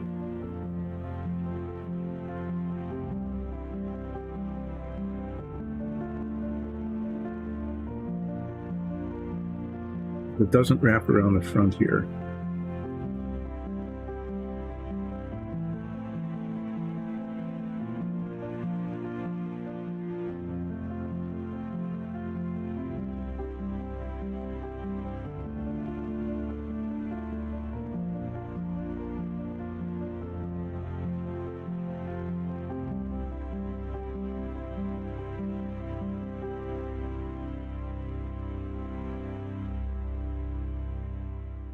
Okay, I need to do the medallion bit.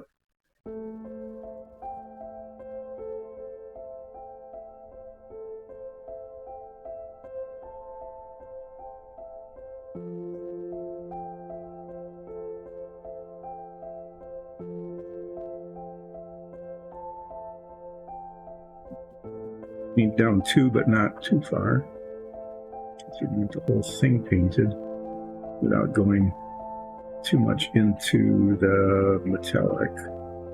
But if you don't go far enough, then it looks like it's incomplete. You go too far and it looks like it's slopped all over. Like down at the bottom here, it's that little bit that needs to be touched. Here, a little bit further blue here. I guess it looks unfinished.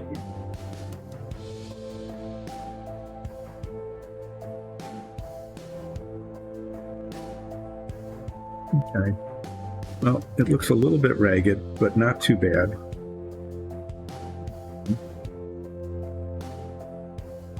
Make sure I got where the blue stuff should go. There's a spot that definitely needs to be touched.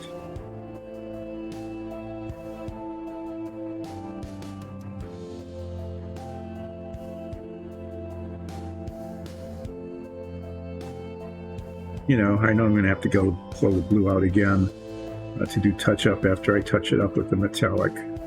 But I want to try to get most, if not all, of the way I want it. And then I can come back and do some touching.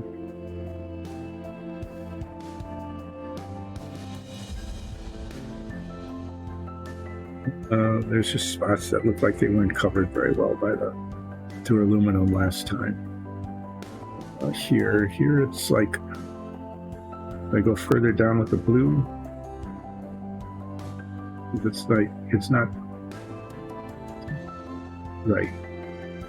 I can't really tell if I need to make the blue go further or whether I need to bring the silver up to it, but I want to put more blue down there. Try to even that out. And then I can always come back and paint back over it.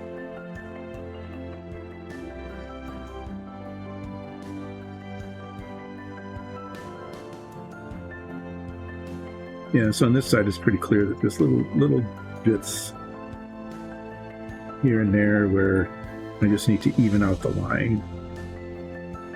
Okay, so I'm going to let this blue go for a minute, and now I'm going to get my toe repair kit out. Well, yeah, it's all gummed up.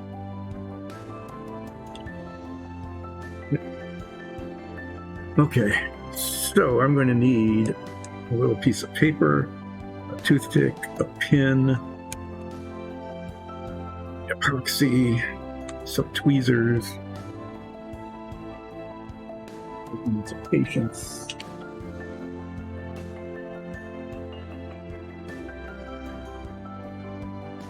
Camera, I'm getting the things I need to do a toe repair. The mixing sheet. I think that's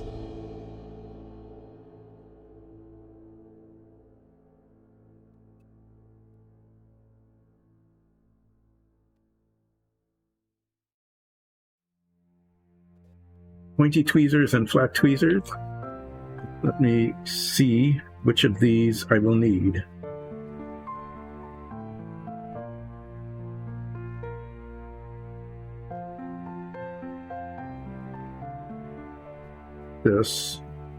This guy has to go. Whoa, that would have been very bad.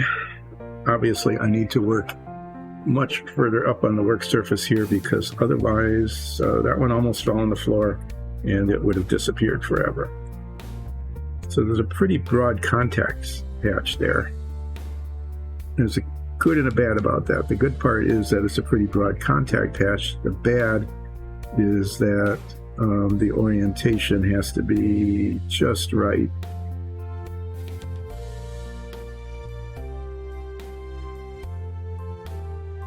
See quite how that fits. Steady hands, steady hands.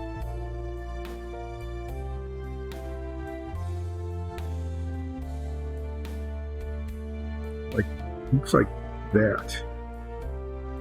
Okay. So what I'm going to do is I'm going to mix the epoxy and let it set for a little bit, and then put a little bit of a dot right there.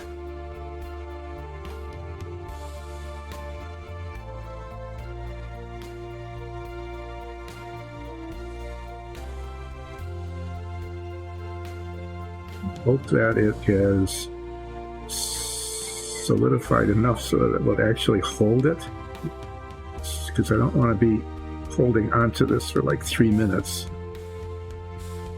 Holding onto it for like a minute or two would be okay. And it just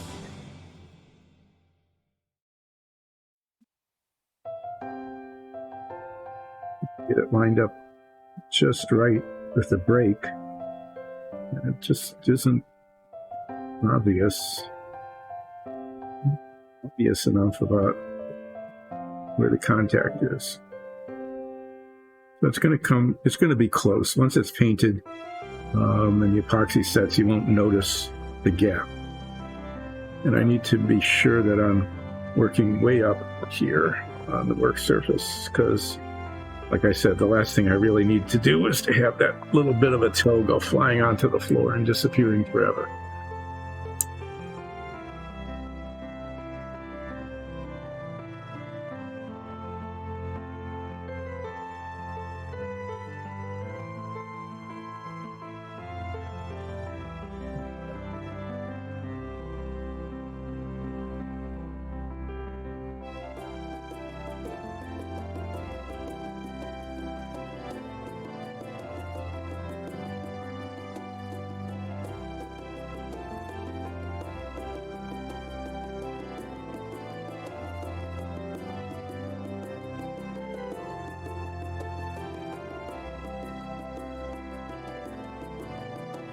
Use a toothpick, but since it's such a tiny bit, I'm just going to use a pin.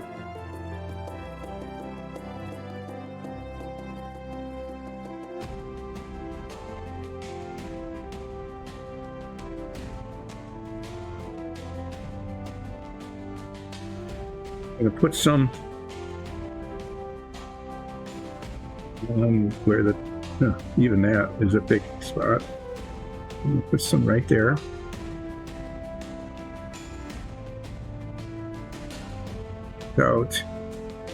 About a minute. Because what I want this to do is to get really tacky. Almost but not quite set. So I'm going to be quiet now for 60 seconds.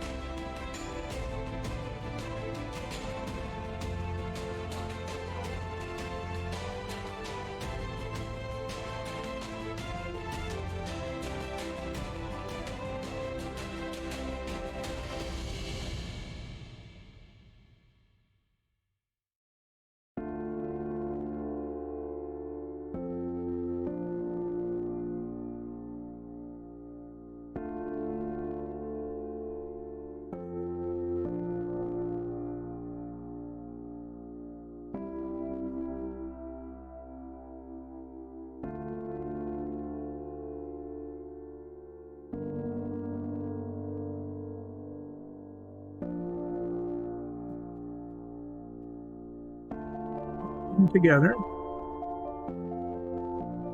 and try to hold them steady for the better part of another minute or two.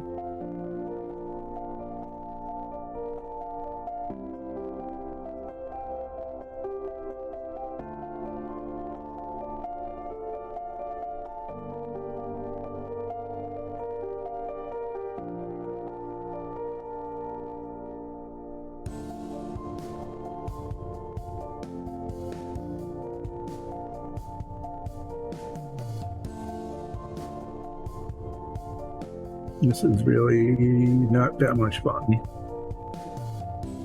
We'll hold it now for another 70 seconds.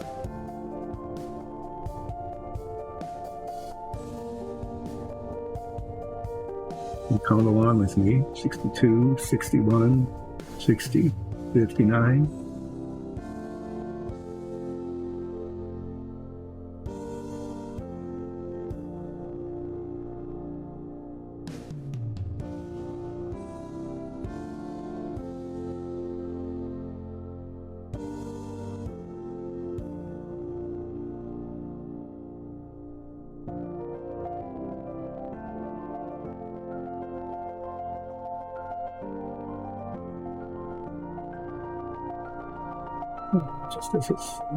Just as it's getting to where it should be gripping.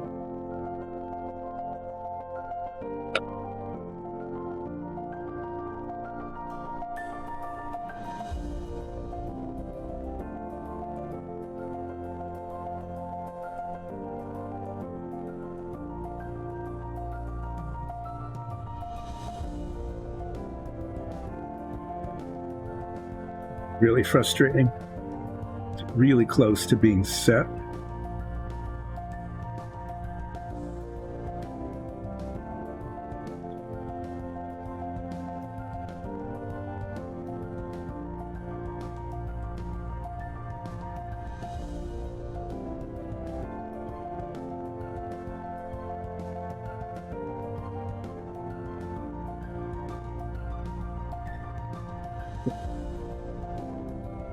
That's not perfect. Not a perfect fit, but it's really close. And if I touch it again, it's just going to mess it up. So the epoxy fills in the little gap, and once it's painted, you won't notice it. So I'm going to hold this here so it doesn't flop around for just a couple more seconds.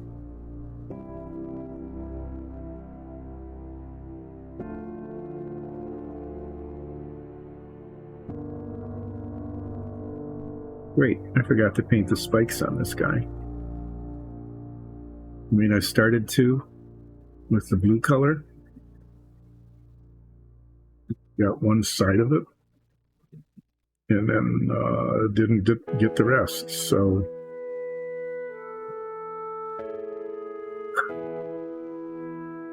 Clearly, see what happened is I flopped one around and that made a mess, and I didn't get the other side, so yeah, I'm going to take a little break because I need to. Then I'm going to come back and paint those spikes. I should do that before the break, but I'm afraid that if I start, I'm just going to break the toe off again by moving it around.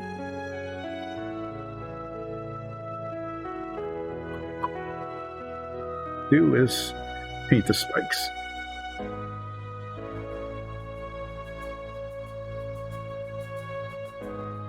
Because what I want to do next then is touch up the aluminum, and I can't really do that because the spikes are going to require as much touch up as anything. I'll just probably make a mess on these things. I don't know how I forgot to do that. Like with these spikes, like with a lot of things, if you paint one side of them, you know, get the other side.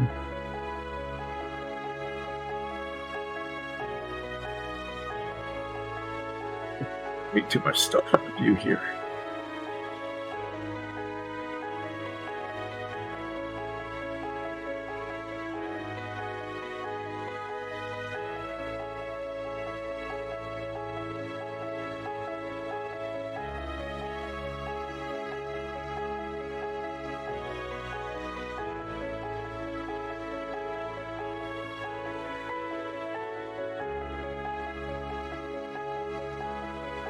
You get blue paint there. You have to remember that. The white aluminum down there. This is the endless struggle of touch-up. You get one spot, and it makes another spot, and then you go to that spot, and it makes another spot, and you just move back and forth until you finally decide that you've had enough, and the spots that are whatever are the way it's going to be.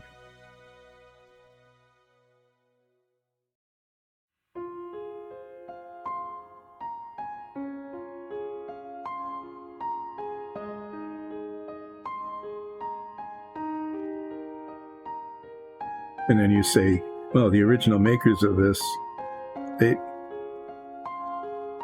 ran out of blue paint, and they just couldn't finish their spikes. It's too bad that they couldn't do that, but they just didn't. And that's the tragic backstory of the decorative spikes on the Robo-Dinosaur.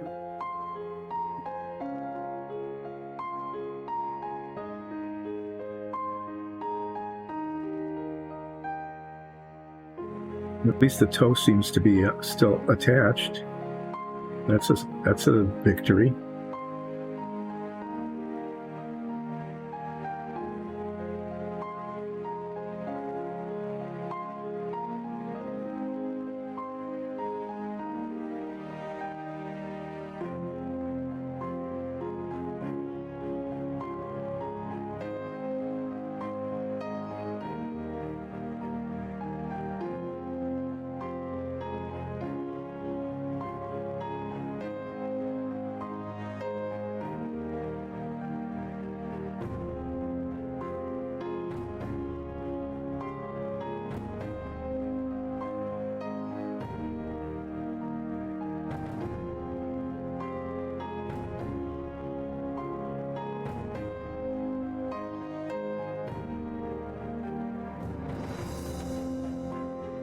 What do you think? Does the band around the outside need to be that blue color? Is that decorative? It almost looks like it needs to be, doesn't it?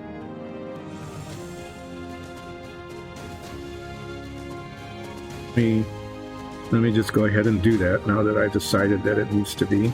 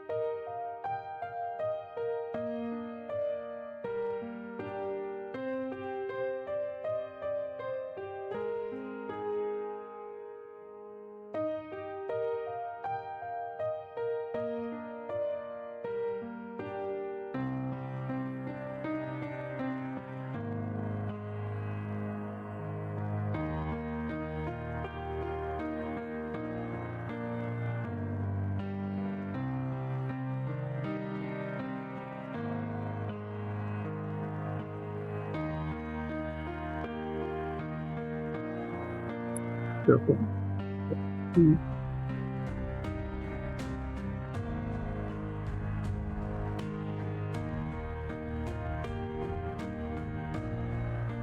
Need to do any more toe reattachments here.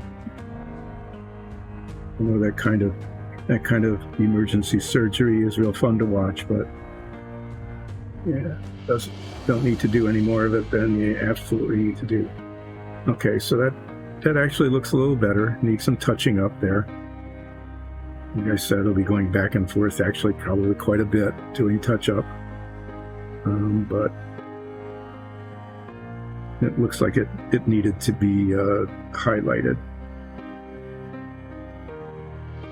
That was decorative. Oh, too much paint on the brush.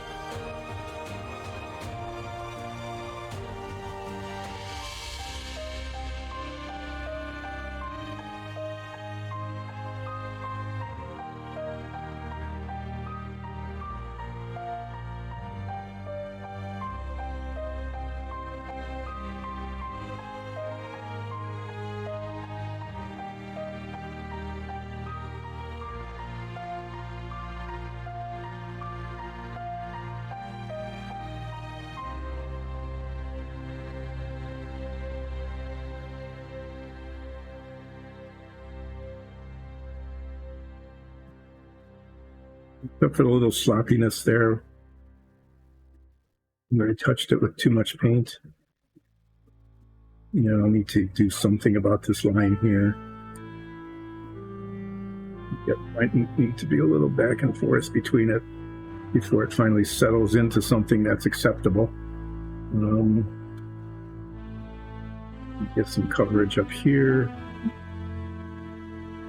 Yeah, it looks better with the blue trim.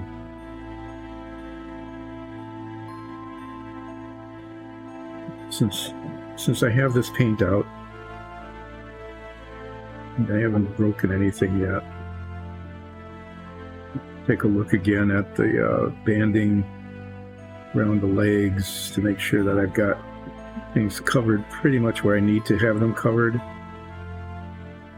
And then I'll come back with the duraluminum color and do the necessary touch-up to even out the lines. Okay, a little bit, tiny bit more in the bottom there.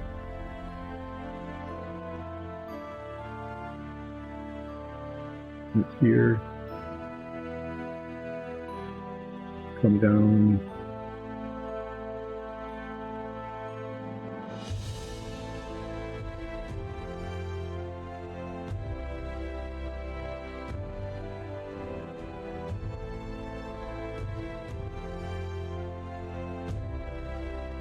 Okay, well, that toe, you know, it's not perfect, but it's attached, and it seems to be sticking. Got blue more or less where I want it. See some spots later, I'm sure, after I do the touching up.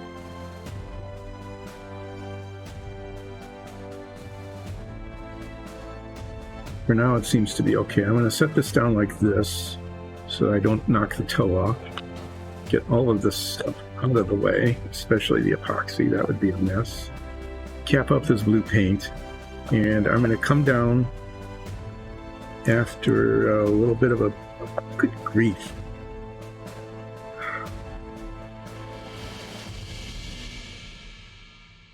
All right, I'll just let that go.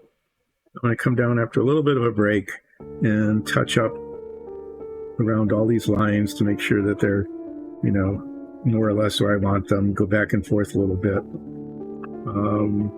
I'm pretty well satisfied with the mechanicals on the sides. Like I said, right here on the front, there's some gear teeth. I'm going to do a little dry brushing of steel on that just to highlight the gear on the front. And then just going to paint the feet and the blade. The blade's got a decorative thing on it as well. I might just paint that. When I pull the blue out again to do the retouching, after I do the retouching of the silver, I want to paint those blue and then paint the blade. I think I'll do the blade. I'm going to do it really shiny. I'm going to do it in the white aluminum. Maybe even the chrome.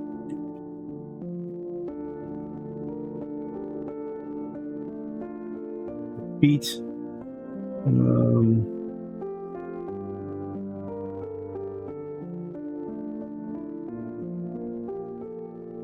Feet to show a little bit. I'm going to do those. I think I'm going to do those maybe do those in steel.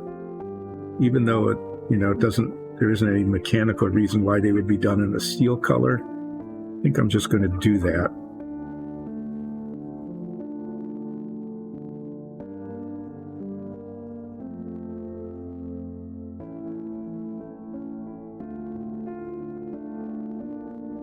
And I could do them in the duraluminum color. I could do them in the dark aluminum color. This is the duraluminum. The dark aluminum wouldn't provide enough contrast. I want them to be kind of dark. And then I might even paint the nails, the little spiky nails. I might do those in a bright color, like the teeth. Okay, well, I'm going to let this go for a bit. I'm going to take a little bit of a break, make sure that the toe is set, and I will be back.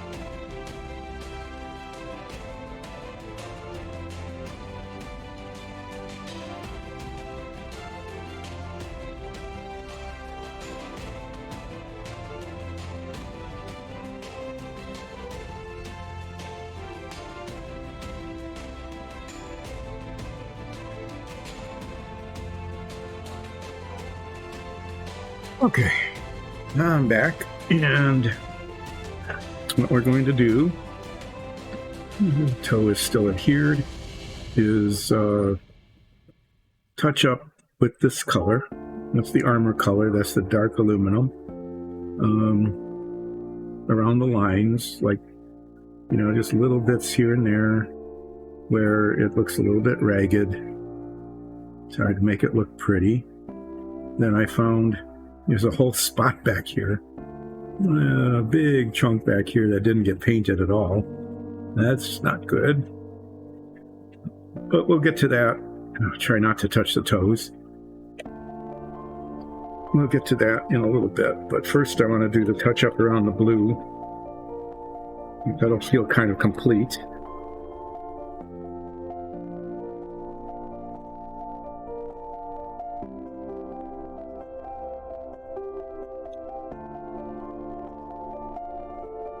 And then this here, I'm looking at, I've decided that this is actually a piece of metal.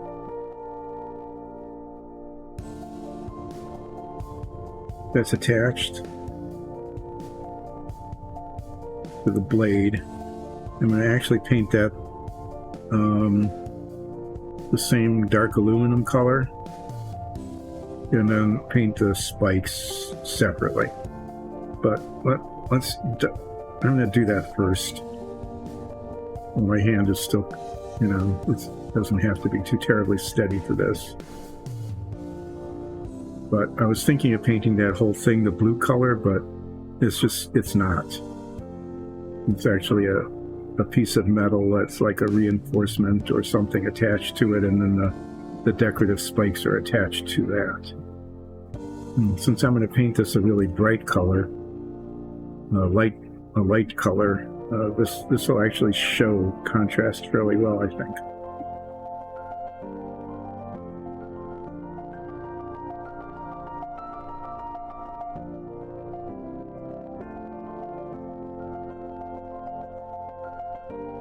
I want to make sure I paint up in between these.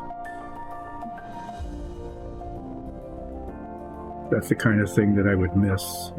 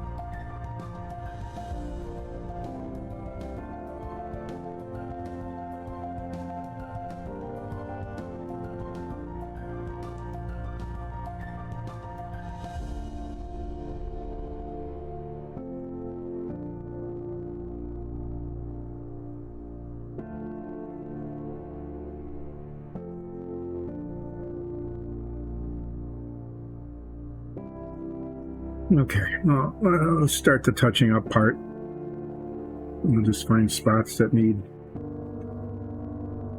be touched.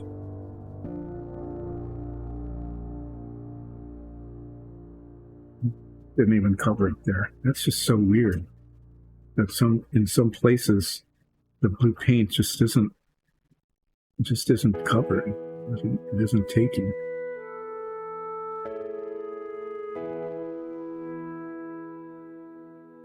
But I need to pull the blue out anyway to do the spikes on the blades, so I'll take care of that then.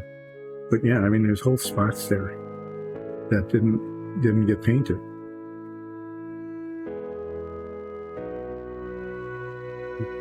I don't know.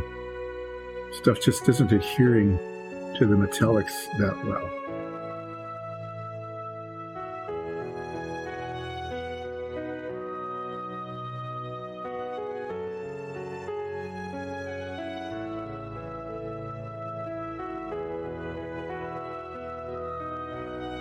It happened with the gray paint up on top there too when I was painting the radiators.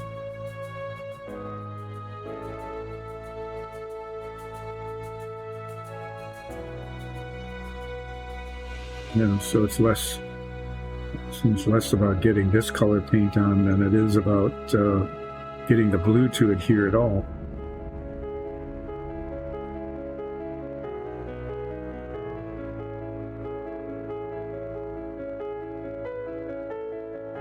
And the touch-up is going okay.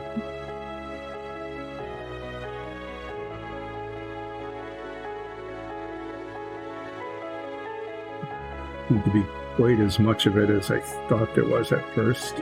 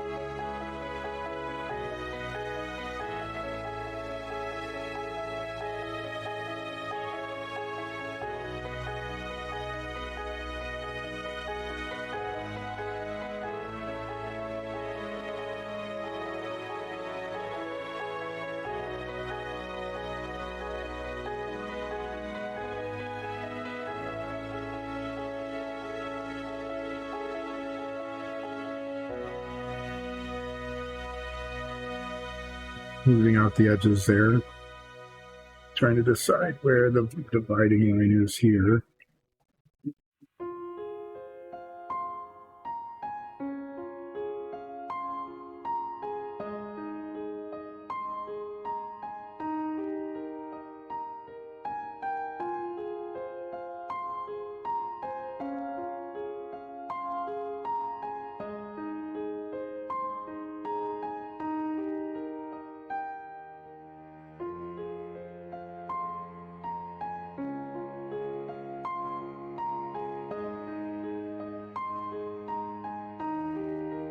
Well, basically what I'm trying to do is just make sure that it's, even if the demarcation line is a little bit ambiguous, it's important to have a straight line. That's what I'm trying to do here.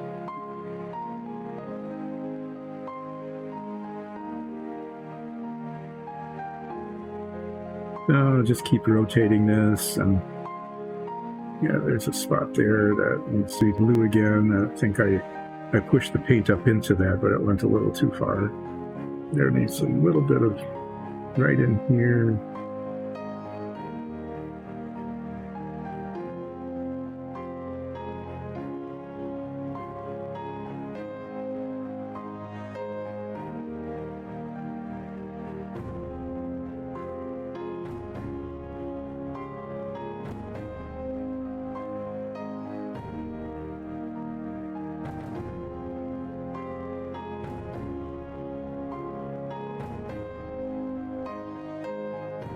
Just going to keep rotating this without touching, trying not to touch the little breakable toes.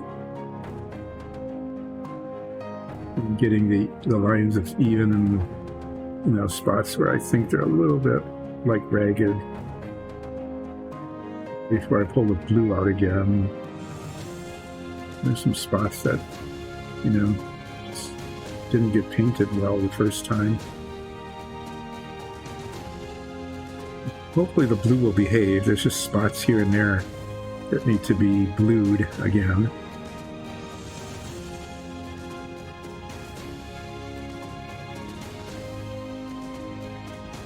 A lot of them, but just a few. And then I'll do the spikes down here at the same time.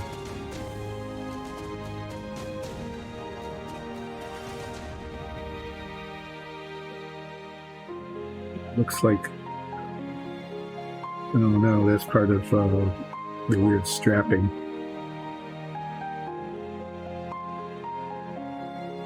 Yeah, it looks like there's more spots that need to be blued than there are spots that need to be metallized.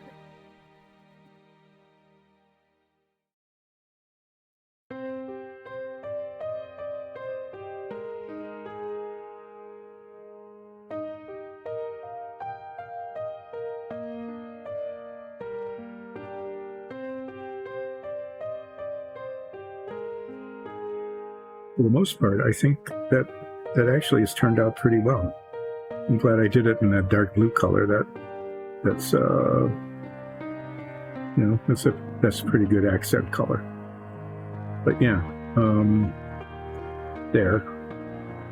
there's that. The spot that I missed, if I can, under here, that is the duraluminum color. It's not this dark aluminum.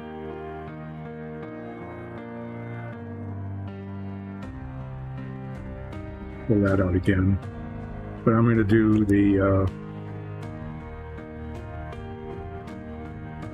before I do the blue, I'm going to let that dry a little bit. I'm going to paint the blades.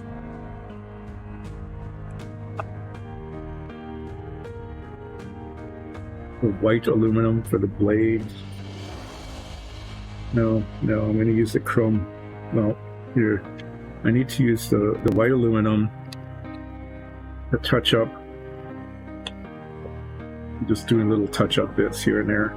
And this spot under here that was blue, that definitely should not have been blue. That's a white aluminum spot.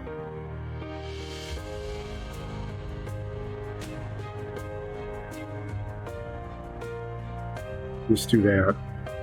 I'm going to paint the toenails white aluminum, but I'm going to do those after I do the feet. And I'm going to do the blade in chrome, which is supposed to be the shiniest of the bits. We'll see.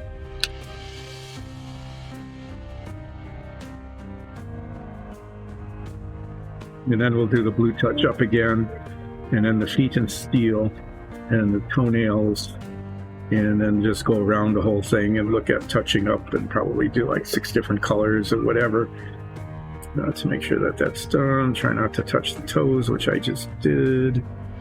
Okay, so these, I'm just painting the blades here. Yeah, that's a nice bright color. That'll contrast nicely with that piece of metal that's holding the blue spikes. So I think this will look good. This will look good there.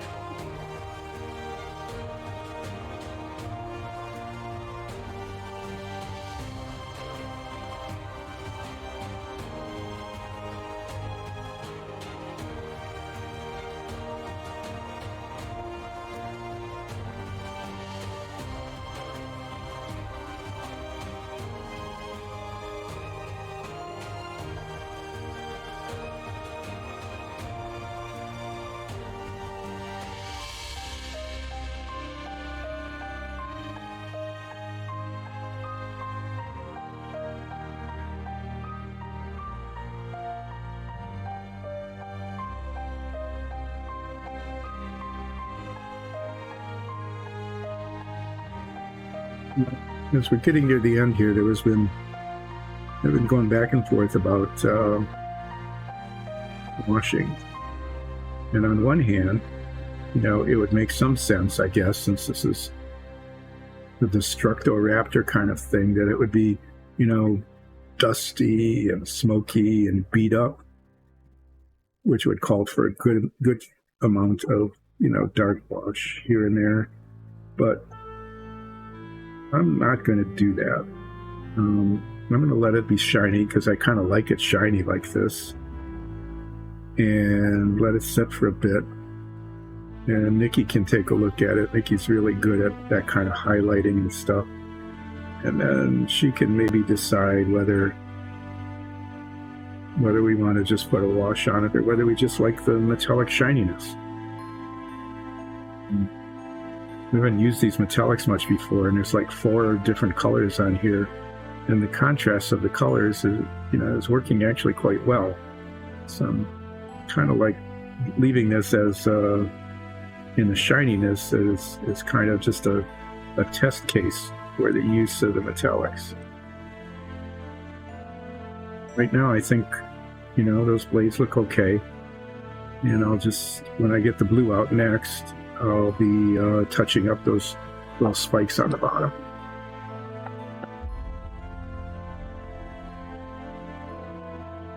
And I'll shake this up again and hope that the coverage is effective without slapping all over the place.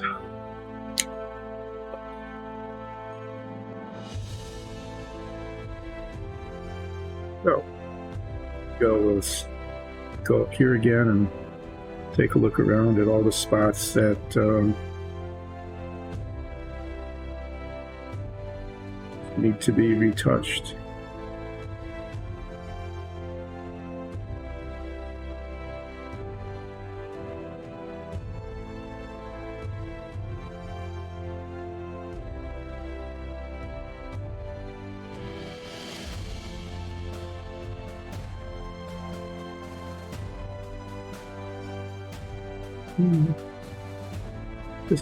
Just a little bit there.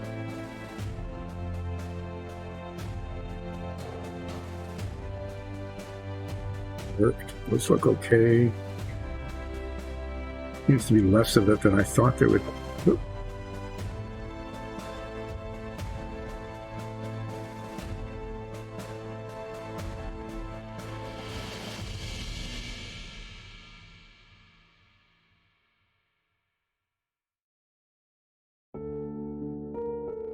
Let's put it a little further over the edge here.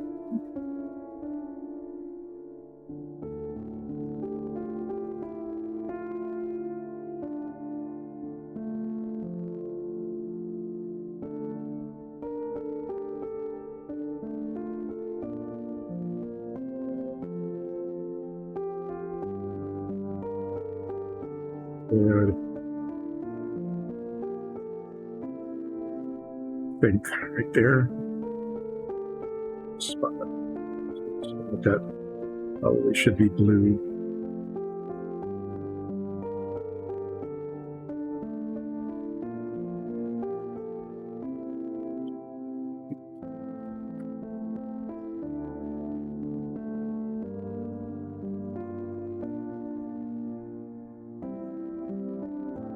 Let's add more touching up.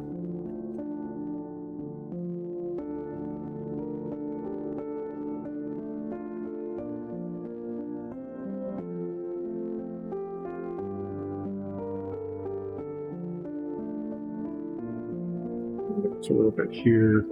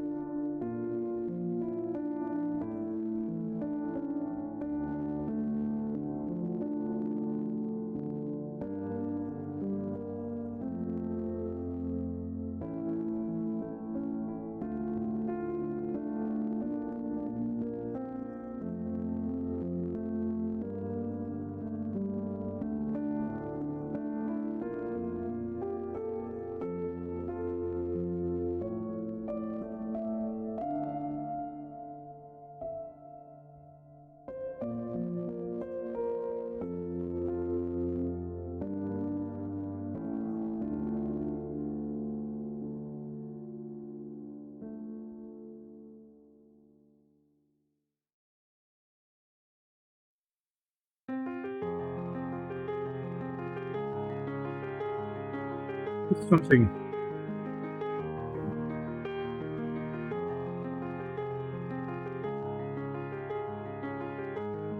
that needs to be touched up with this silvery color again. This part here clearly needs some bluing.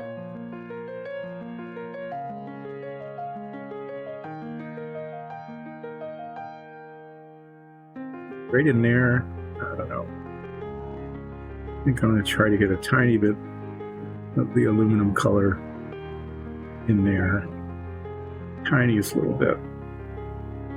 Down here needs to be a bit here.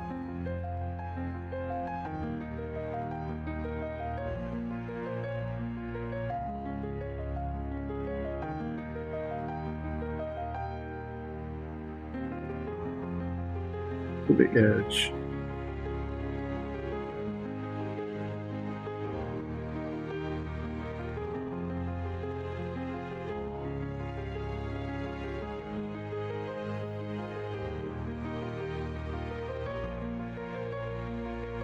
I was thinking this doesn't look too bad. I I need to pull the dark aluminum out and do some tiny, there's a little spot there, and there's a little spot up here, but I think that's okay. Now I'm going to do the little spikes on the bottoms of the blades here.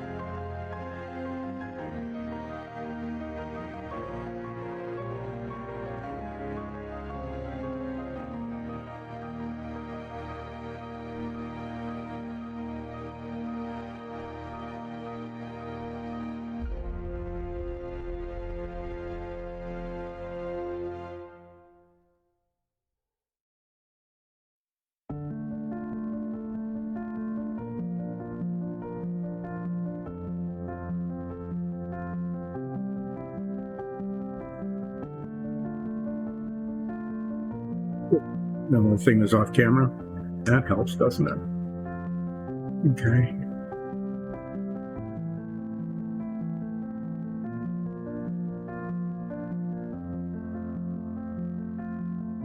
Okay, so look at the blue one more time. It's actually looking pretty decent.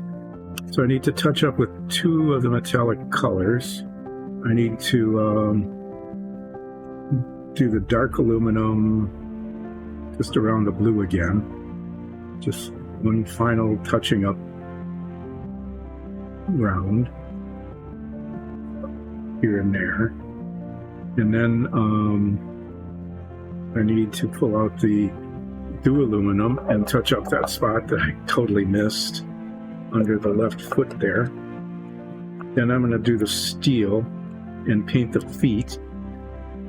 And then the last part will be the white aluminum for the sparkly little toenails. So I'm going to do the dark aluminum first, the tiny little bits of touching up. And then the duraluminum for the spot that I missed. And then we'll do the feet.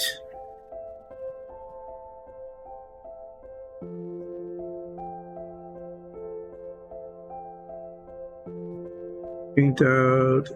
I can't really see the spots that I wanted to touch up, so that helps.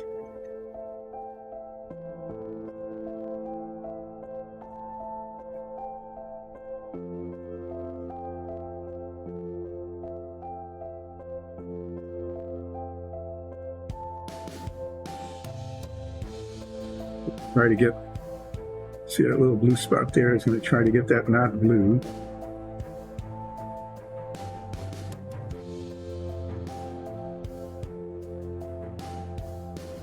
Okay.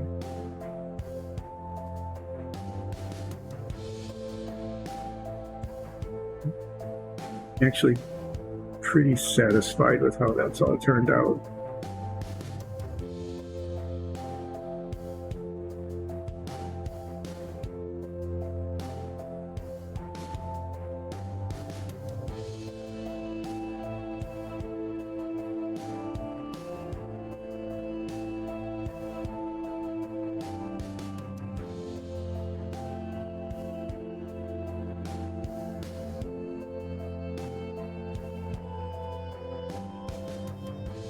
Seeing some spots that need to be blued again.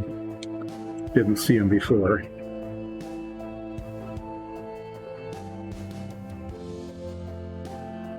You just move things around, you know, and little spots show up. Like there's a spot under here.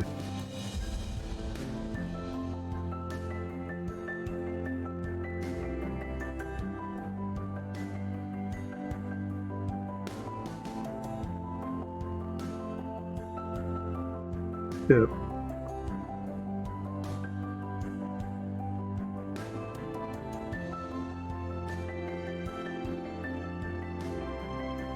A little bit here where I think I touched up and then touched too far.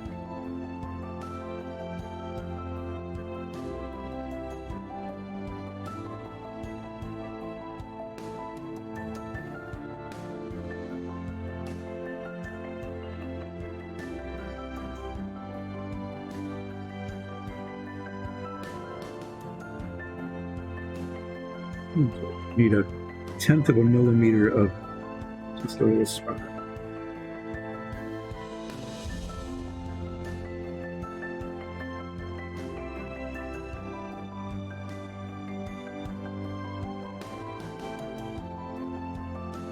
I think I've got it now. Okay. So now I need to do the Duralumino on that one spot that I missed before. And then I'll do the feet and the toenails, and the last bit will be a little bit of black wash on the exhaust stacks on the top. So this paint said it should be easy to find. Yeah, I mean there's a whole section of model that didn't get painted.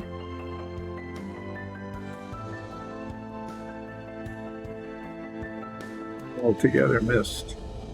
Kind of weird. But do that now.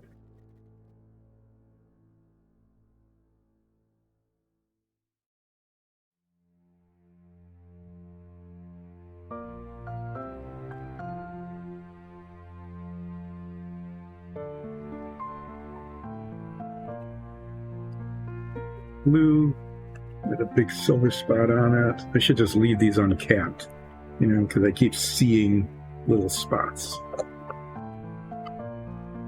They have like 6 different brushes so that I can pop one out for each color.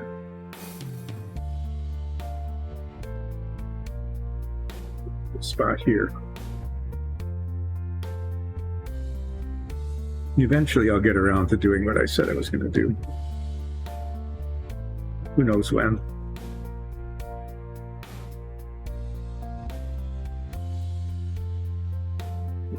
Good enough. If I see more, then maybe I'll get to it, or maybe I'll just say, yeah. Okay, now we need the steel.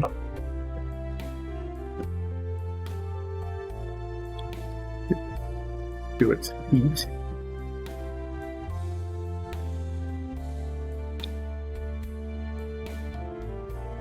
And I'm also going to, maybe I'll do it first, see how this looks. I'm going to do a little dry brush right across the front of these gears.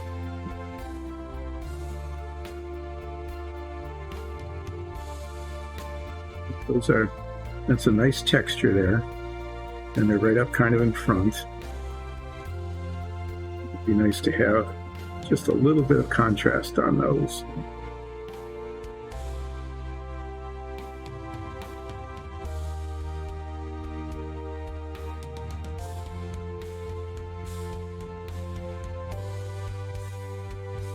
a subtle kind of thing, but I think that works pretty well. Yeah, I'm glad I did that. Okay, well, let's just put some steel on these feet.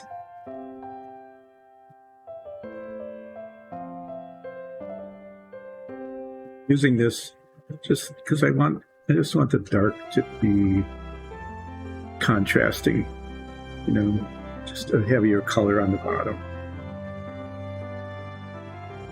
I have these really big, bright toenails.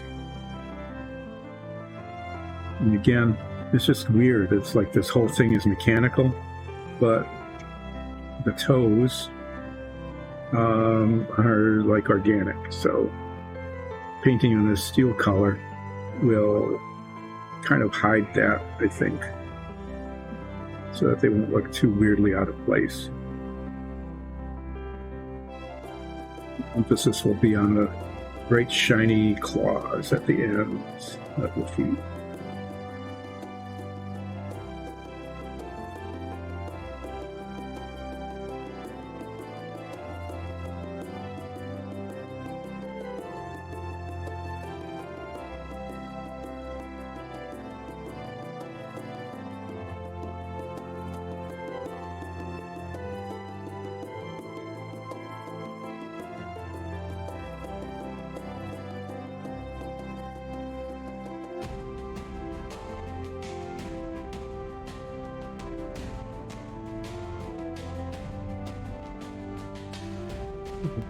Paint the bottoms too while I'm at it.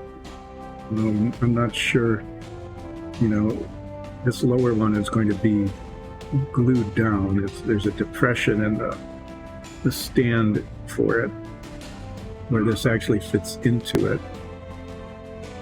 You know, let's get the tops of the toes too. I mean, that's the part that shows the most, so let's not forget that.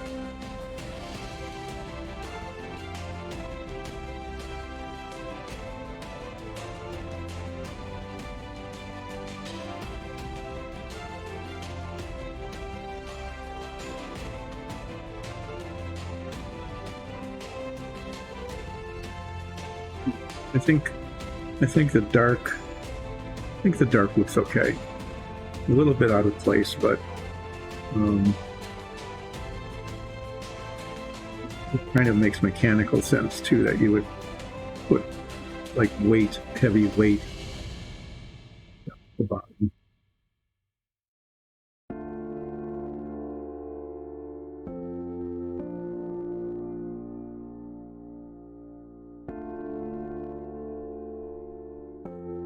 Aaron toe, that's the one there. Can never tell. Won't ever be able to tell that it was amputated and reattached.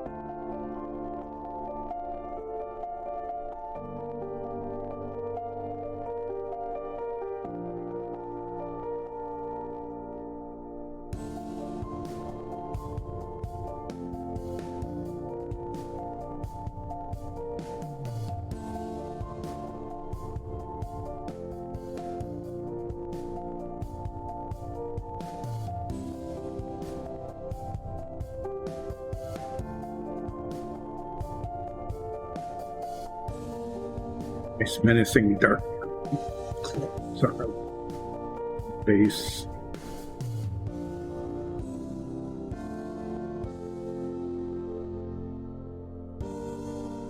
Here that I got all of the surface area painted.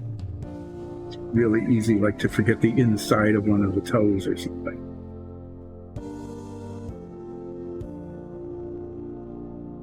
And it looks like I did. So what I'm going to do next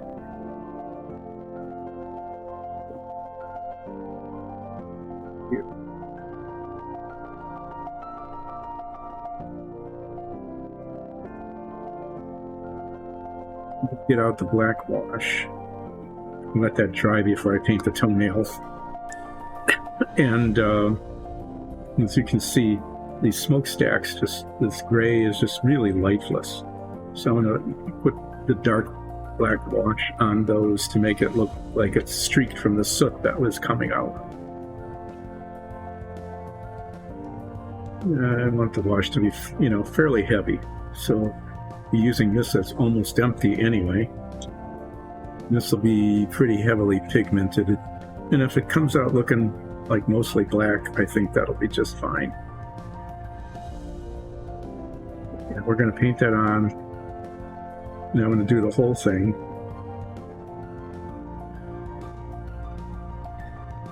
These two. And then as that starts to dry, I'm going to do a little streakiness. I'm not as good at this as Nikki, but I want to do some streakiness near the top.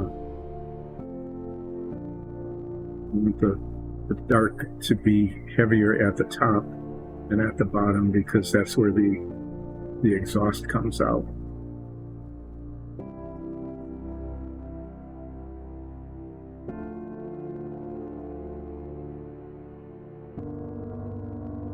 Making sure I wash all of it. You don't want bits of it showing. Take this around and try to get all the surfaces.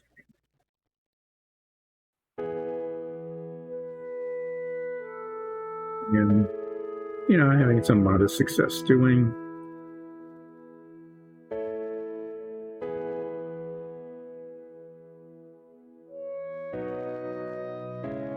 Do is kind of bring the wash up to the top. Like I said, I want the top to be a little darker than the bottom because that's where the soot and exhaust and stuff come out. Do some streakiness along the top there.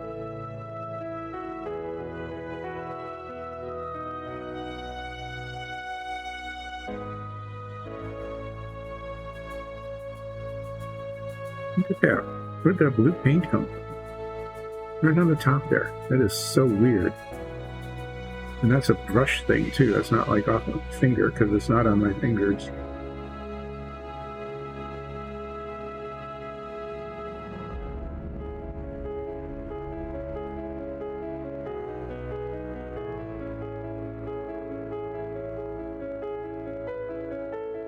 I think that's okay. That color is the dark aluminum. That's the color of the armor that I've been using.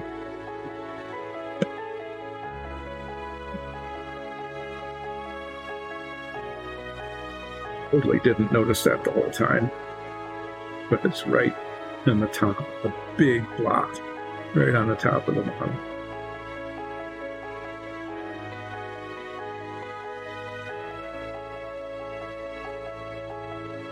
Okay, so now all I've got left, two things, 1.5 things. One is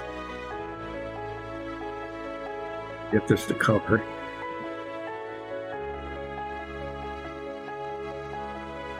Is paint the toenails chrome. And then I've got the end of this tail. And I'm still not happy. I painted it a bright color because I thought that would be kind of nice, but it's not working. I think I'm gonna paint that steel. I'm gonna make it dark, like the feet.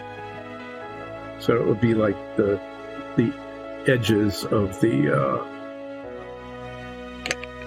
beast. The feet and the tail are heavily weighted. And and if it doesn't look good, I can always redo it. But the bright color just doesn't look good at all.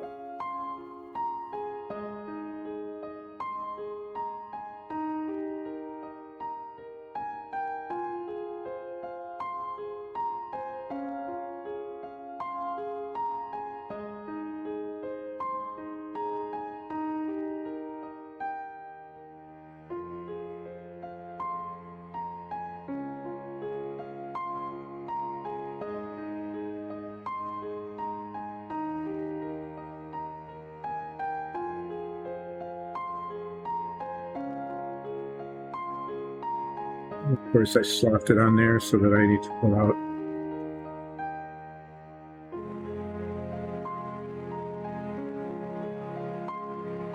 Yeah, maybe.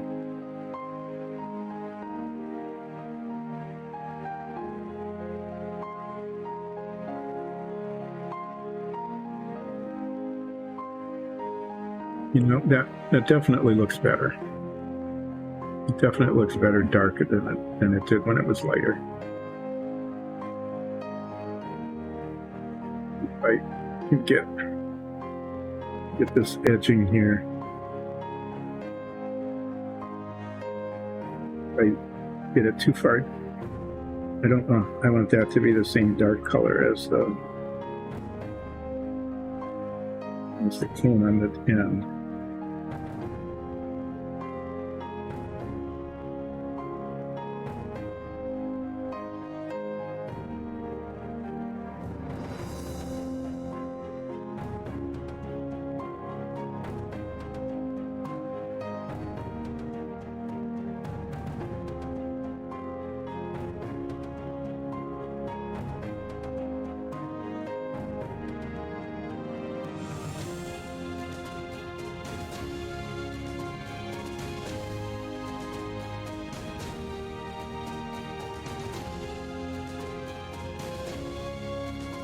Give us a real quick once over look.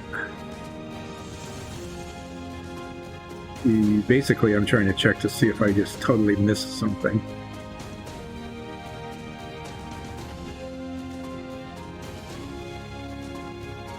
Pull out the duraluminum color again anyway. There's, where was it? At the edge of something. Where was it? Oh, right up there.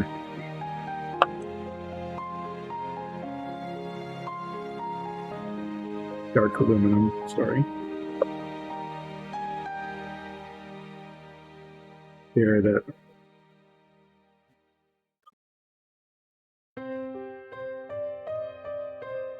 I think.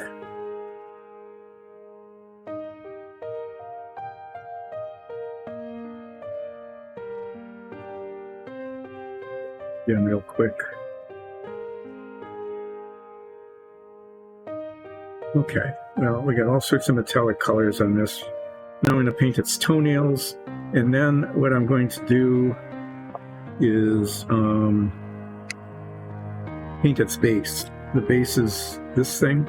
It's basically bricks and some, oh, that's probably like a limestone. These are pieces of maybe like cement-like things, some miscellaneous rocks and bricks. Paint all that.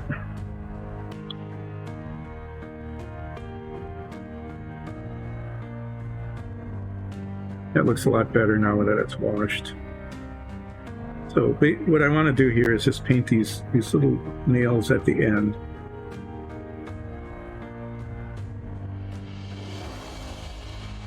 So those little claws go all around. Get it from every side.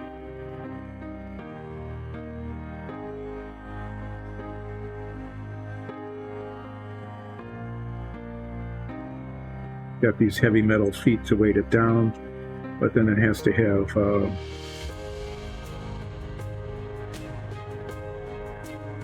super titanium claw things at the very end. Just a little sparkle there.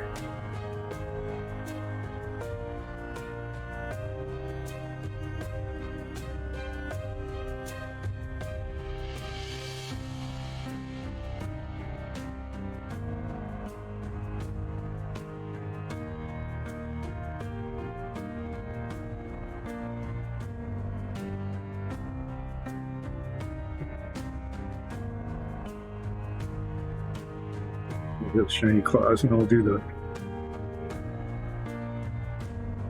broken foot here.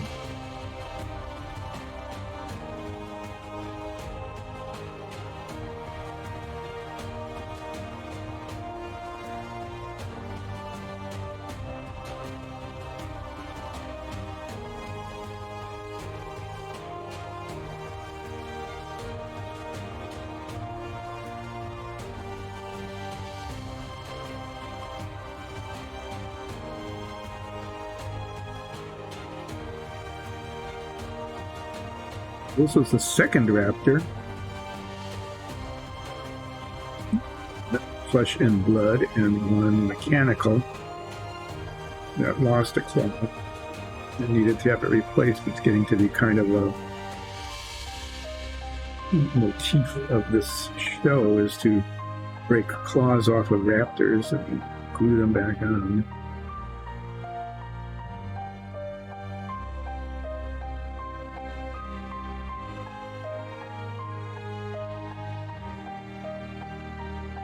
Okay, so I'm going to let this sit and try. Then I'll come back maybe one more time and just take a look to see, you know, if it needs any kind of touching up anywhere. But what I'm going to do now is work on the base. This guy is just going to sit. And the base is, you know, a whole bunch of things. The base is on a vase, so I'm going to paint underneath here, all of that underneath there. I'm going to paint that black, just so it's kind of like not noticeable.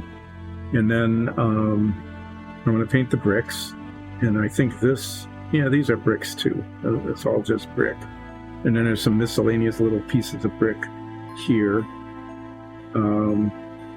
This is just going to be different stone. I'm going to paint it maybe one's light gray, one's dark gray. The whole thing is going to get a dark wash at the end. Little pebbles here, I might highlight those. But, you know, it's really just kind of rubble. So that's what we're going to be doing. So I'm going to paint this black. No, I'll do that at the end. I have to hold on to something. So I'm going to paint the bricks first. And the color we usually have been in the past using for the bricks is scarlet red. And I'm sure that we have a lot of that around here somewhere. There it is, hidden behind every other color. And I'm going to actually be able to use this slightly larger brush now, because it isn't quite as detailed. So we'll shake this up, start with the bricks, and then paint the stones, and then do a couple of little highlight gravel bits. I'm going to wash the whole thing with the dark wash, either dark gray or black. And then I'm going to paint the very, very bottom of it.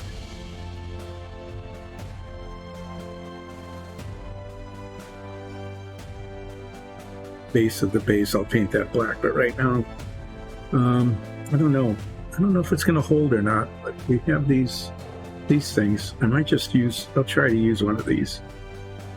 It's kind of a big bit, but if it stays stuck on there, we'll leave him out there, out here, so you can admire the shininess while I do this. Now let's just paint these bricks. This goes on really bright red. It looks really fake. But after it dries, it turns kind of, it gets a little more brown in it. And then when you put a black wash on it, it really looks pretty good. I could even use an umber wash if I wanted it to be more like a reddish brownish brick. I might try that. Get these bricks painted. And I'm not going to go like super hog wild on the detail of this. It's just rubble on the base, but I want it, you know, I want it to look pretty good. I want to at least emphasize some of the detail. But I'm thinking, you know, this is building rubble, so it's not going to be, it's going to be mainly gray. Other than the bricks, which are red bricks, reddish brown bricks.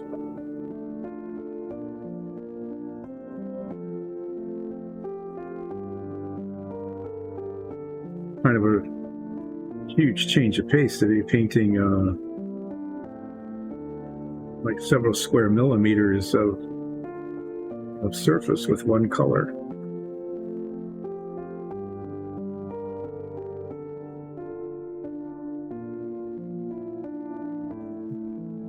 covered.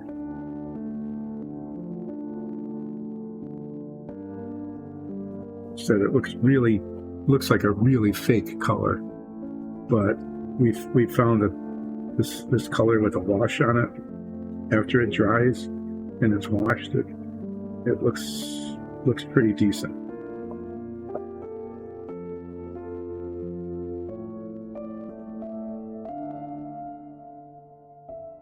It's actually pretty tiny work compared to the dungeon tile sets, where we paint like 25 wall pieces this reddish color and then wash them all.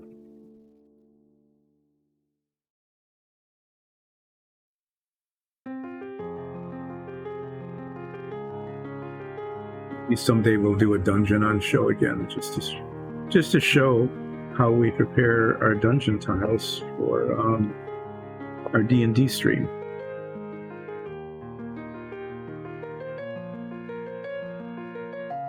Glad you like RoboDino, and I decided to leave it shiny because, you know, went through all the trouble of making it shiny, so we'll leave it shiny.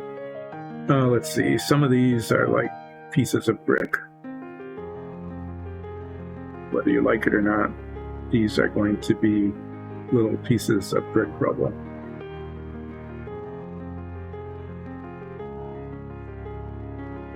That one drop of paint is way more than I needed, but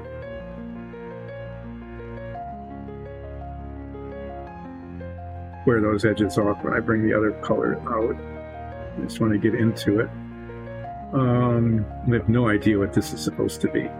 Like a piece of vegetation or something? I don't know. It's not going to be that. It's just going to be rubble. Piece of broken brick here. That is what that is going to end up being, is a piece of broken brick, as is this little bit here.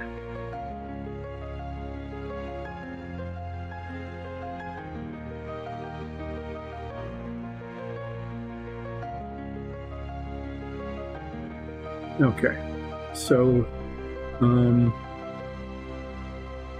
going to do a darker color up on top here. This underneath, I'm just going to use a wash to shade most of this. I don't think I need to do too many different colors. I'm tempted to do some browns, you know, like dirt getting piled up. I might use a dark brown on some of these areas just to make it look like mud or something got on there. But I'm going to use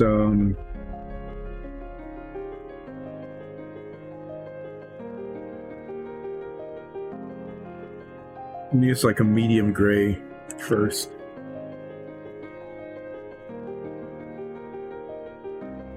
These things down here and here, I'm just going to make those medium gray. I'm going to make this dark just as a contrast. And then I think I'll use some dark brown here just to make it look like there's some dirt. And this underneath, it doesn't matter what color that is. I'm just going to paint that the dark gray as well. So let me find the medium gray, neutral gray is what it is. This is an open one. And shake this up.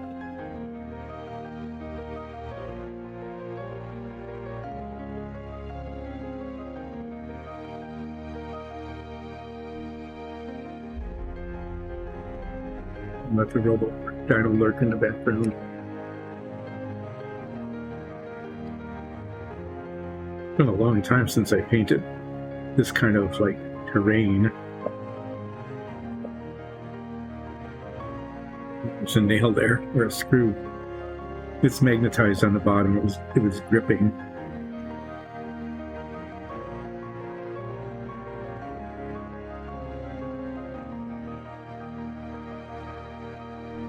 Painting around the bricks. Not as much precision as RoboDino, but you know, some.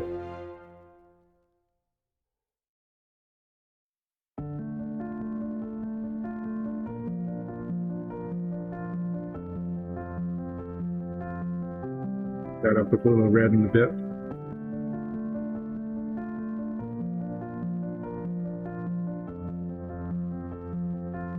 Keep this mound that the foot is on the same color.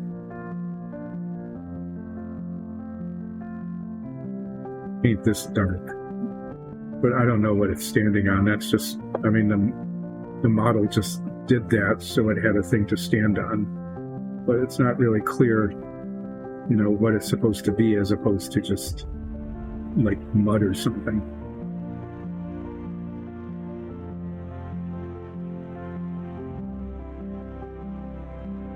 When this gray dries, I'll touch up the brick there that I painted a little bit too much.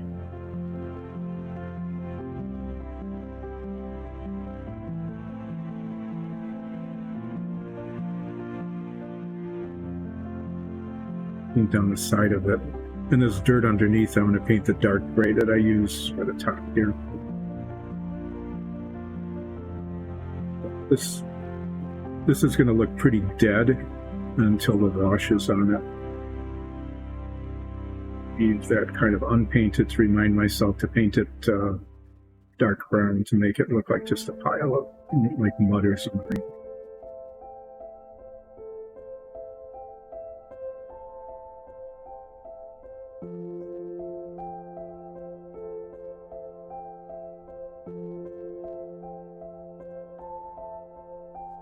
To the left a little bit. Need to move in the middle. Okay. That's why the tape is there, right?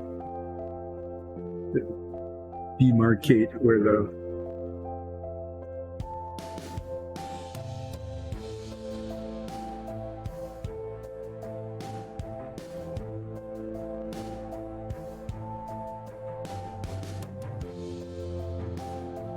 It's been a long time since I've used enough of one color to use up what's in the cap so it doesn't go to waste. Kind of a weird thing, using that much paint of one color.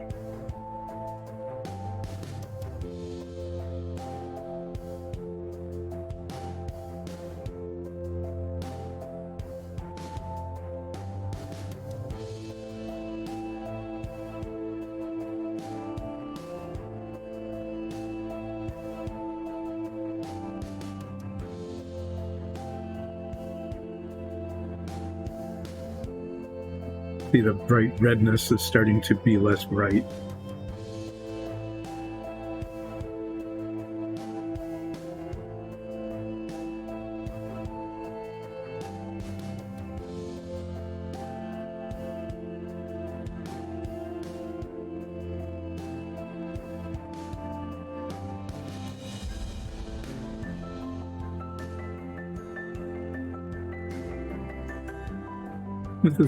This is a pretty decent gray color, but it's really pretty lifeless, especially if there's terrain detail that's kind of covered up by its monochrome like that. But we'll see how the wash does. Usually it does an amazing job of bringing things out to life. Yeah, this pile, I mean, there's just kind of this arbitrary lump of stuff where the foot of the dinosaur goes. And I'm going to arbitrarily paint it this color because I painted the feet really quite dark. So I don't want to use the dark gray necessarily. And we'll paint it all in because who knows what'll show and what won't. So once I'm done with this color, and I make sure that it's, most things are covered. But sometimes when you paint, it's like little miniature invisible bubbles form or something, so the color doesn't cover quite well. I'm going to touch up the bricks because this is the only color that's next to them. And there's a couple of spots here, and there's a couple of spots that didn't cover. I'll touch those up with the red. Then I'm going to get the darker gray out and do this stone and the under dirt.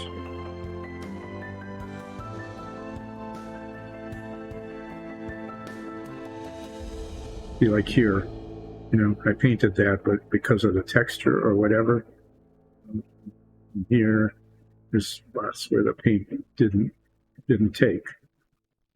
So I'm just painting those over.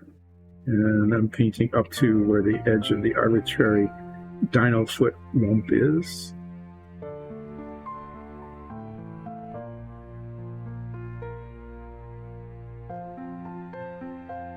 Bring all the surface area here.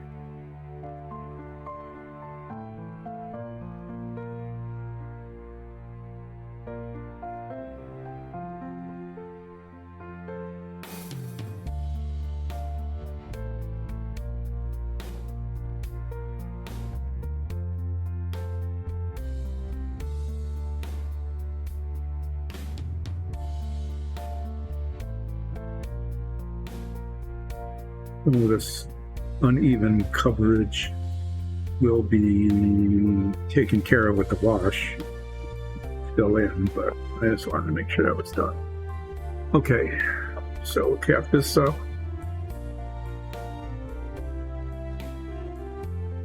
Just use the other little brush, the one I was using on the dyno, to do the red paint touch-up while the red paint is still alive. Oh. He did a spin, and there were places that I needed to touch up here.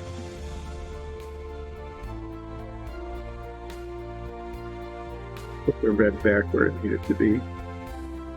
It's a big one. There it is.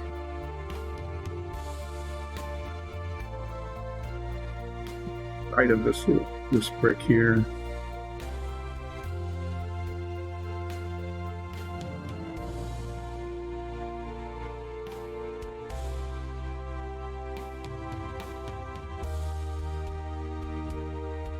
There's some spots here that didn't get covered the first time around.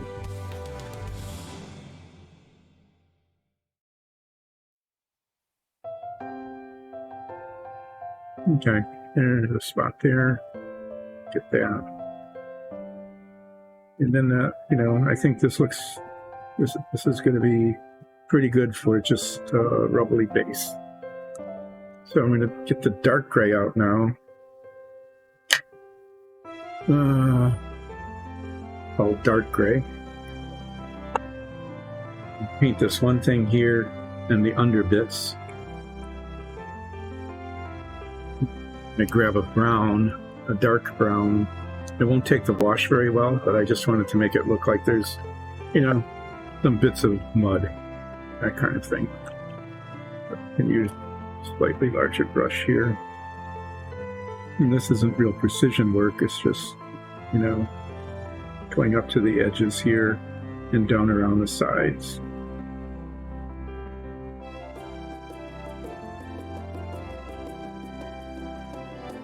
And then get underneath here.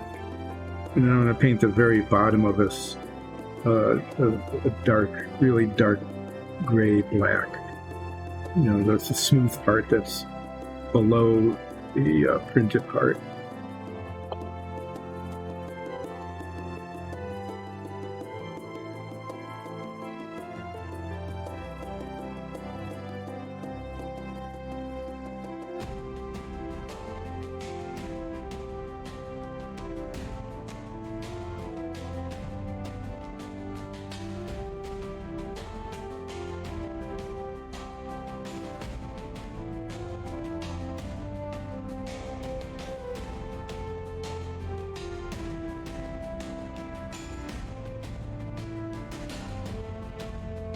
As the light gray is drying, that there's speckles where it didn't cover, and I'm not sure. I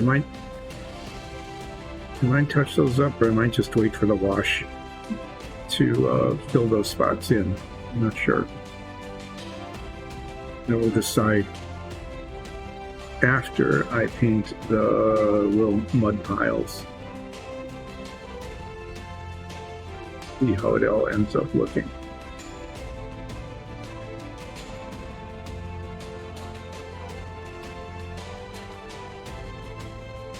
Doing time. I got a half hour. That should be just enough time actually to finish this thing up.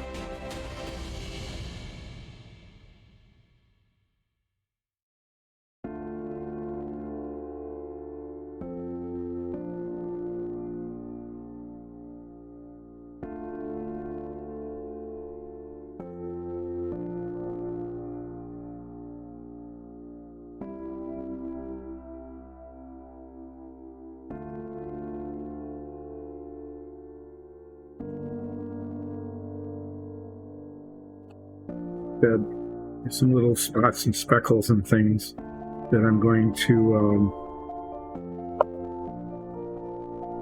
decide later whether I'm going to take care of those now or just use the wash to do it. No, what I want is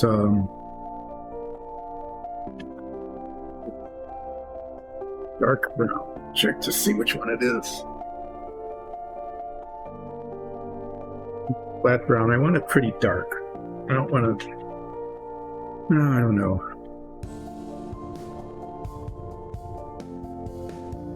Use the red brown. And then the wash will highlight some of the lumpiness of it, the little detail of it. Yeah, I'm going to have to pull the neutral gray back out again. There's just all sorts of little spots that didn't cover. So here, like there's a lump of dirt here.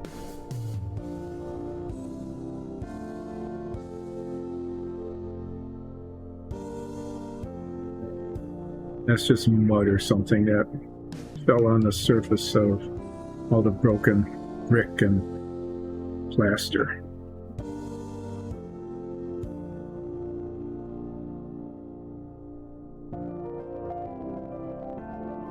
The ground.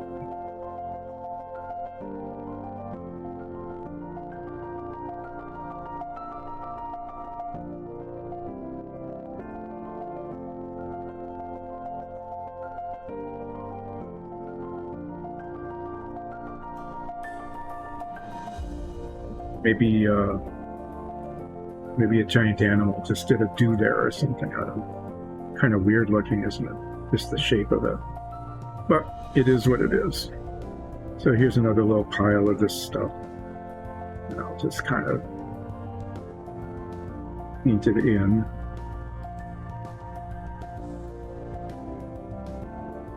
That just looks too weird and disgusting. I'll just paint it over.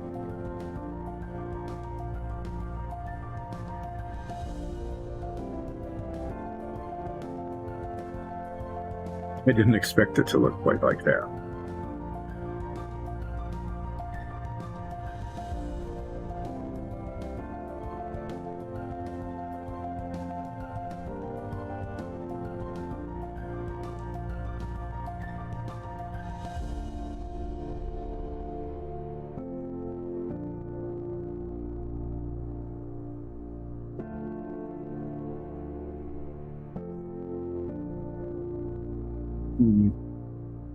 Okay, that's just not going to work. Okay, I'm going to let that dry, and then I'm going to paint it back over it with the neutral gray, which I have to use for touch-up anyway.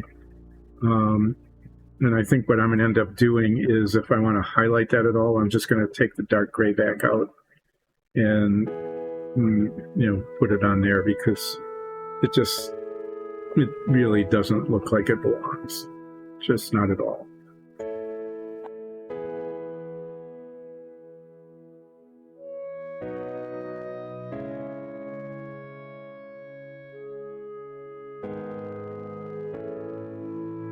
Pretty impressively wrong.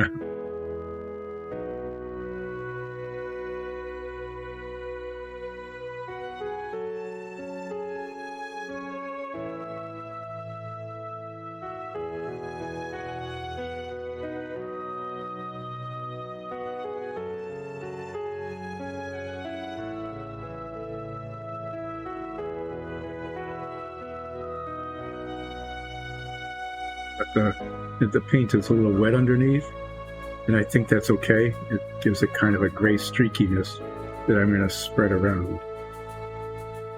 I mean, a brown streakiness that I actually kind of like the way that ended up looking. So I'm just going to mush it around a little in some places here.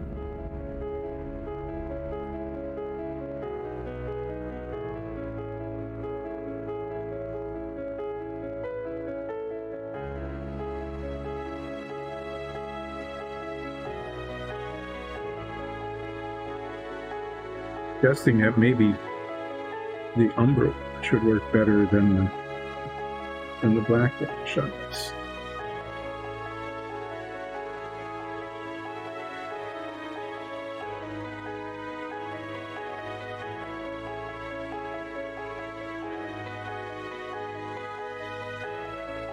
I'm actually going to use the umber wash, the brown wash, on the bricks. See how that looks? I want to give them kind of a reddish brown look as opposed to a black dirty look.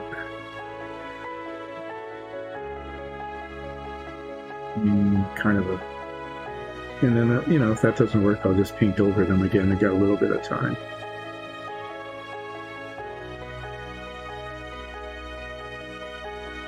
This stuff here, I don't know. I think I'm gonna let that dry a little bit and then touch it with the dark gray paint.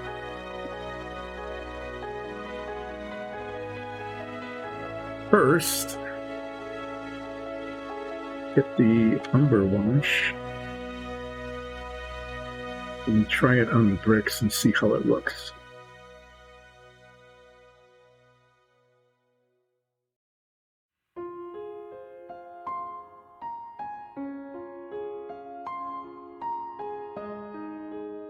You know, the whoa.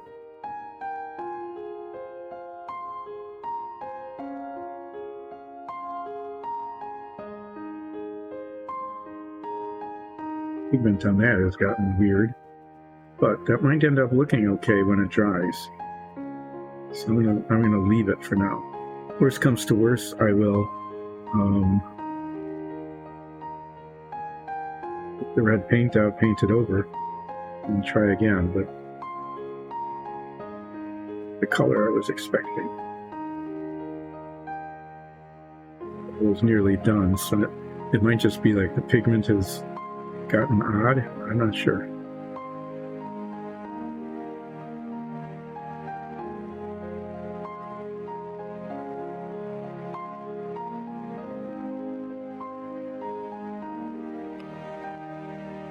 Anyway, we'll use what we got here and let's see how it ends up looking, right?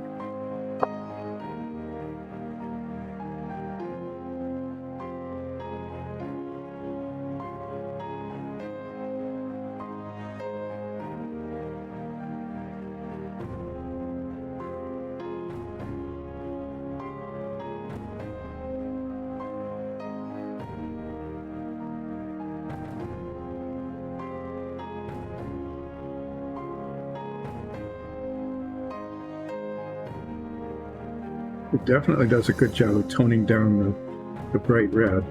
That's actually not a bad color. I kind of like that reddish brownish look. If we need to, we can throw actually a little bit of black wash on it as well. But I think that looks okay, especially as it starts to dry.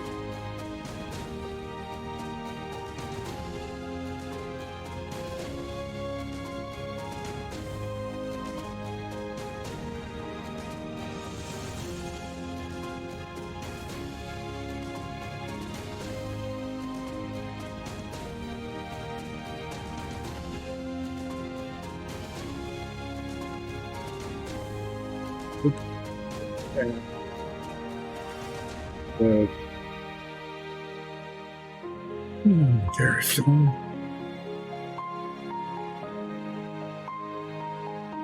Pick that up. I'm going to start with the really dark stone here, because that's the one that's closest to being dry. Opening these, sometimes they pull a bunch of it in the cap.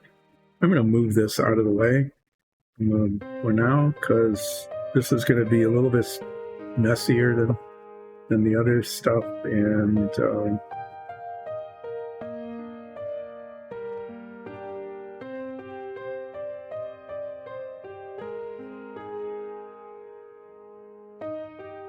yeah, that looks good. I'm just going to do the whole thing in this, right now.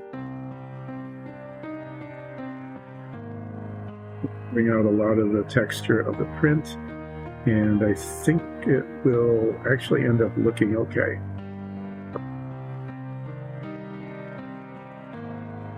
Even on these lumps of things that I was trying to paint a different color, I decided not to.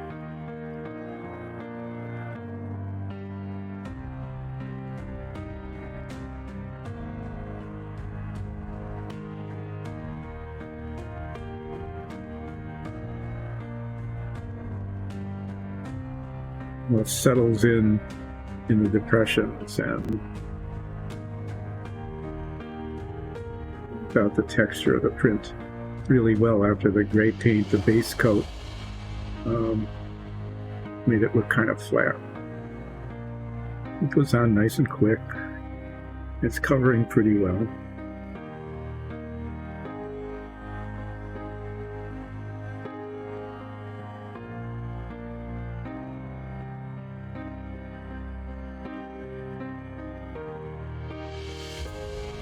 I get it up to maybe even onto the bricks a little bit. I don't want bright spots necessarily.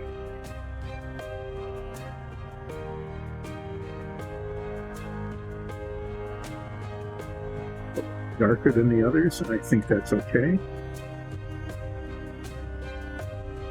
Good, I got it all around.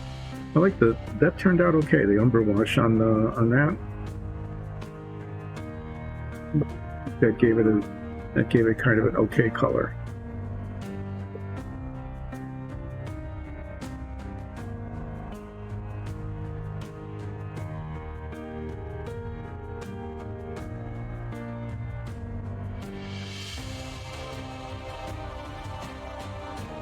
Some places, I'm just gonna like highlight these lumps of things with the wash, thinking that maybe that's all I need to, kind of highlight them without painting them necessarily a different color.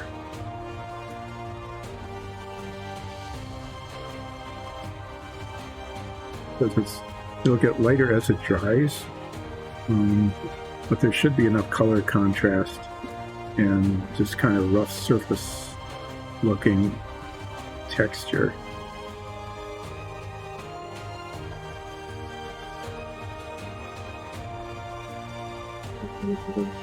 That around the dino footprint thing.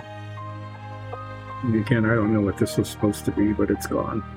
And then this dark gray, I'm going to just put even more on it, because after I washed the other one, it lost its contrast. It's open and it's working. Just make that darker, yeah.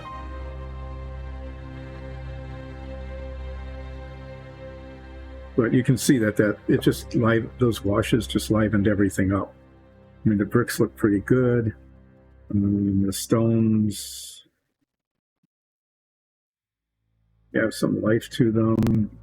These lumpy things are contrast colored now. We're just gonna let that dry.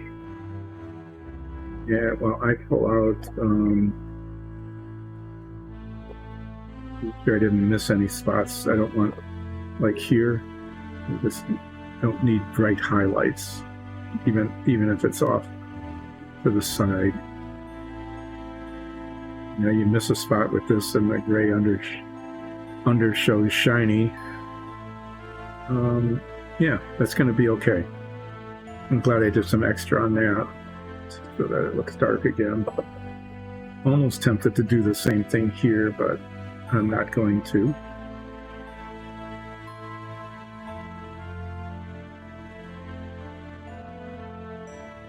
I'm going to cap this up, and then I'm going to get out some dark, really kind of a black color and just paint the base under the base.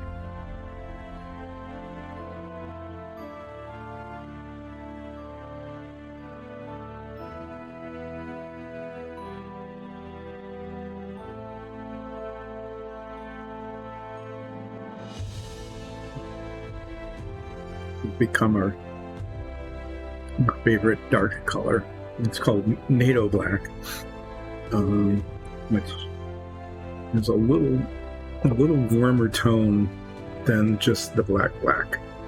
And I think that even though this smooth part isn't really part of the base, and I could just paint it flat black, but I think once this dries, it just looks a little less stark.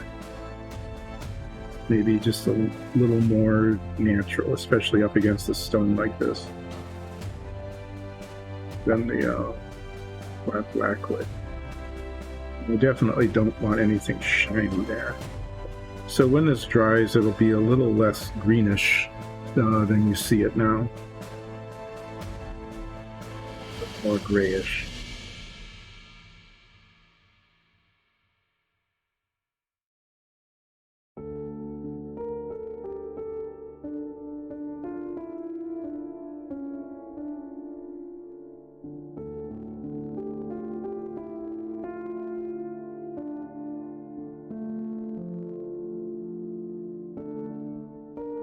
It's another one of those things when you paint it over a light primer like this, as it dries, all of a sudden you see little spots showing through that didn't get covered.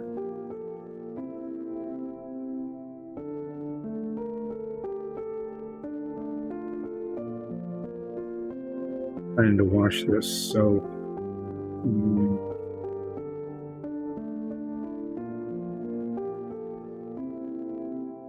it's, after it dries a little bit, I'll go back around and catch those little spots. You can start to see them already.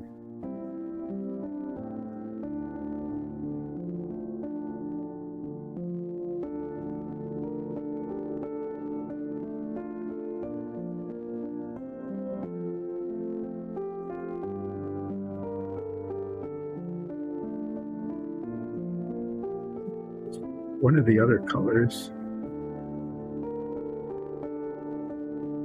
cap of this is gummed up with dried paint. There's a spot that didn't get touched with the wash.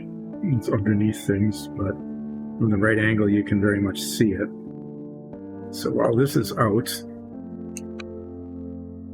I'm just going to pop this open. Take the bitty brush, just get a tiny little dot of it. Find that spot again. There's a little bit there. Yeah, there it was. It's very, very bright. That to go away.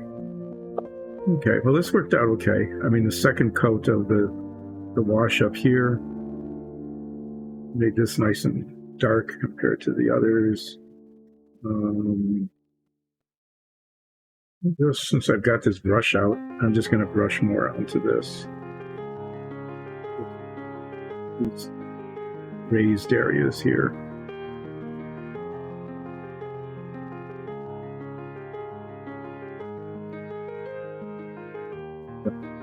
Using it. And then I'll rotate this to see if there's any other of those that really bright. Mostly underneath like that, right? There's a spot that I didn't get with the other paint.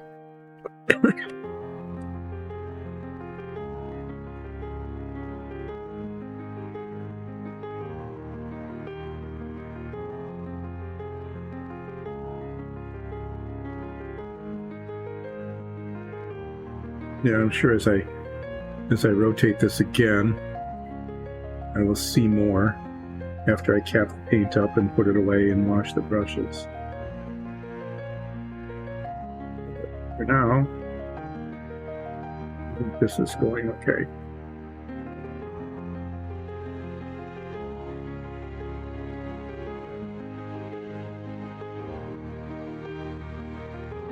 Okay, so we'll cap that up again. Wash this brush off again. As I predicted, this paint didn't cover as evenly as one would hope. So I'm just going to go around like this. Like do a full second coat, but make sure I touch up any spots that seem to be like uncovered or missed. There's just a bunch of unevenness there.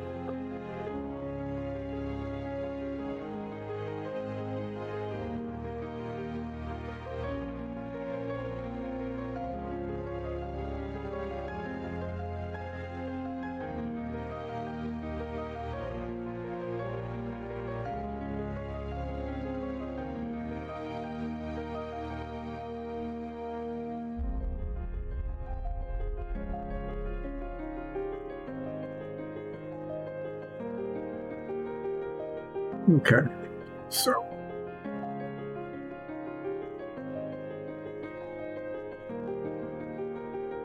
not sure what's gummed up here. I cleaned this off a while ago. It's not nearly as sticky as it was, so we'll make sure we cap it nice and tight. Wash this brush off here, and we're almost ready to wrap things up. So what I'm going to do is make a little space here. Camera, so it goes over the middle of the square. That's the way it's supposed to be. There's the base, which is starting to dry, and if you can see it here, is a dino footprint, which just coincidental matches that foot.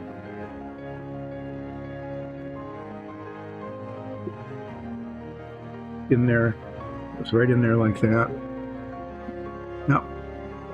And if I can, oh, it even sticks. If I can take this off without getting guck all over my hands. There we go. Only a little bit. What I'm going to do is set this down in there. It kind of sticks because it fits pretty tightly and the paint is a little sticky. And I'm going to lift it up and show you how that all goes together.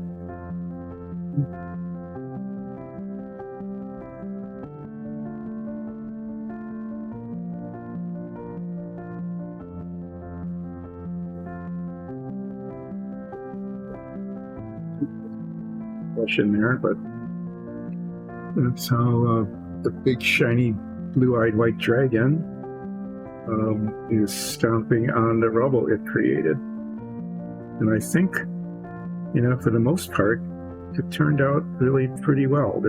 I didn't put too many colors on it. I used a bunch of different metallics because I wanted to test how those all worked. Even the subtle kind of edging on the armor plating here, you know, that turned out okay.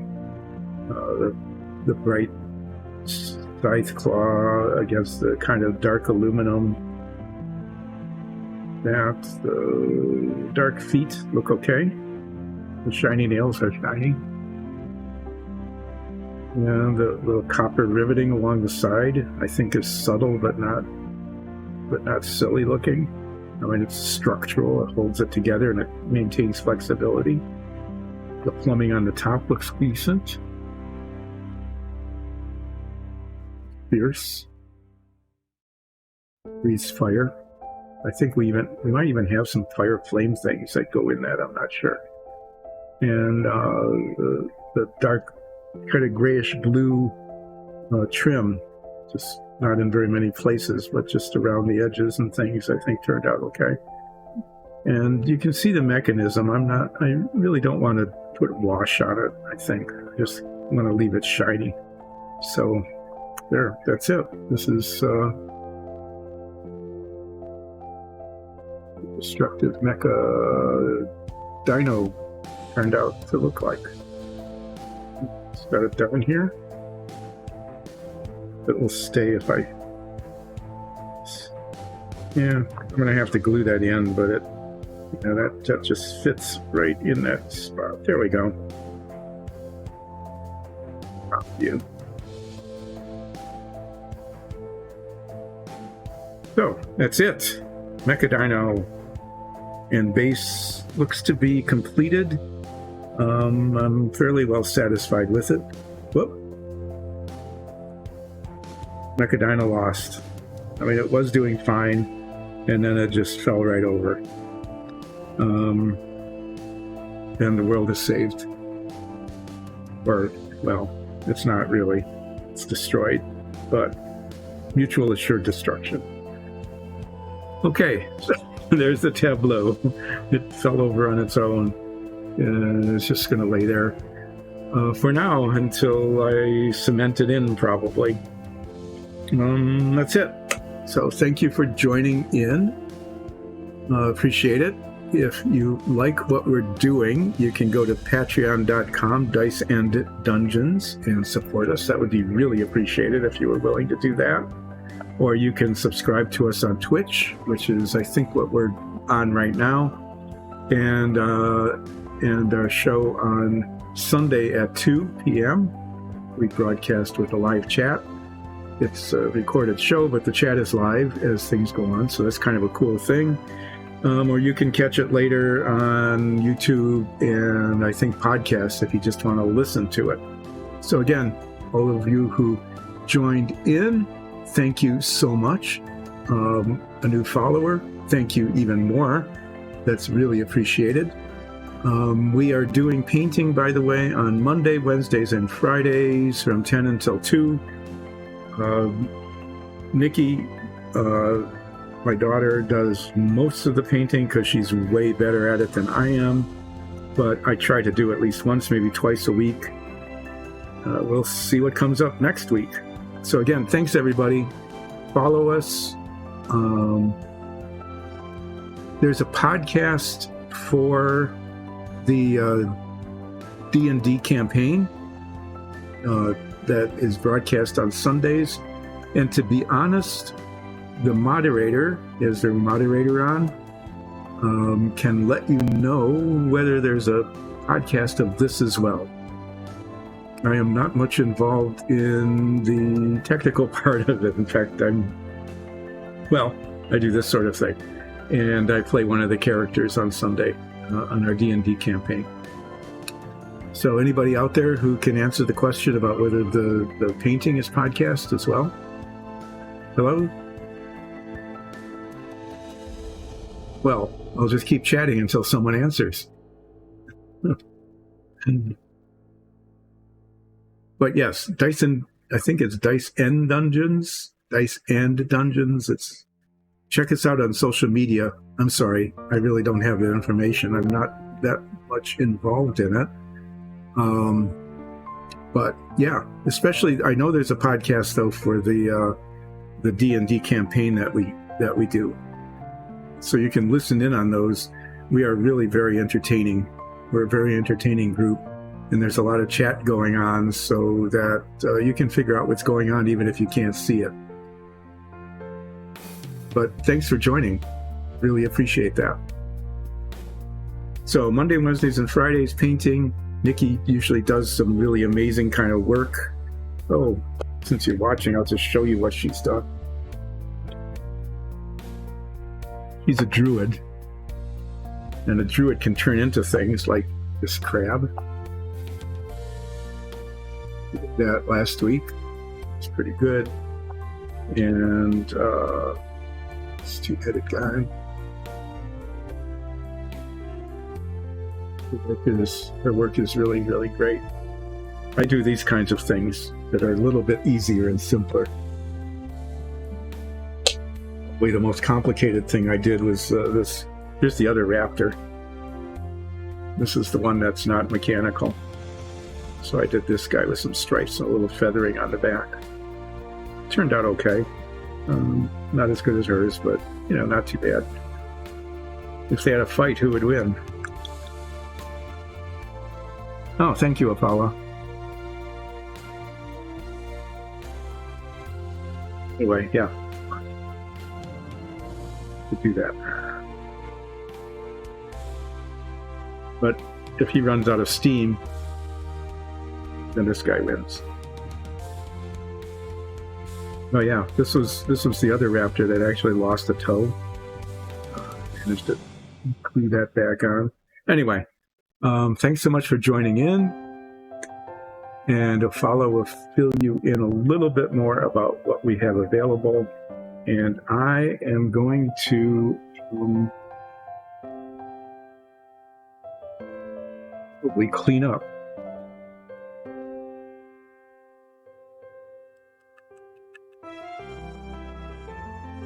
But thanks for joining up as a follower. Much appreciated.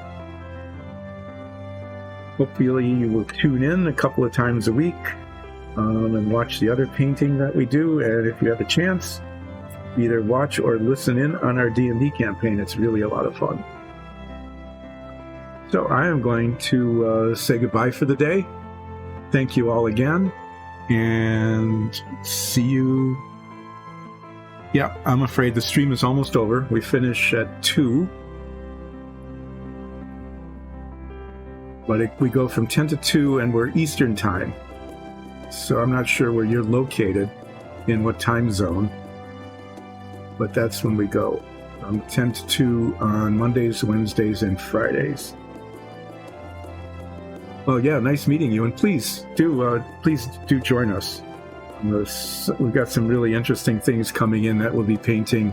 Texas. So you're just Central time? Yeah, you're just 1 hour off. So that would be from like 9... Mountain. Okay, so you're 2 hours off. Thanks. Yeah, joining the Discord is great. So you're 2 hours off. So for you, it's a little early. It goes from 8 until noon. But, you know, most of the really... okay, Central. Then you're just 1 hour off. So yeah, please do that.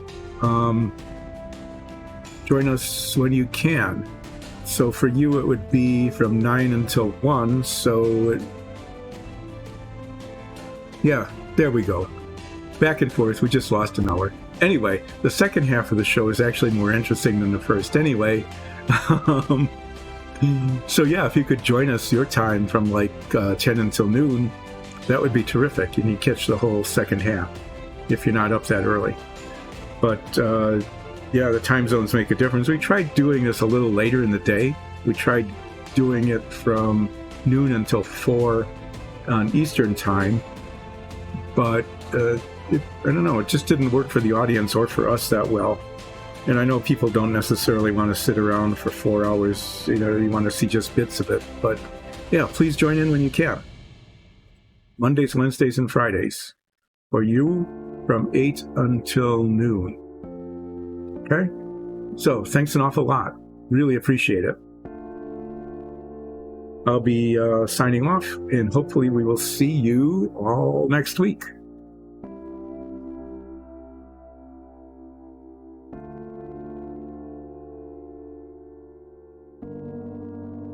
Sorry, I'm trying to find the right button. I don't have my glasses on.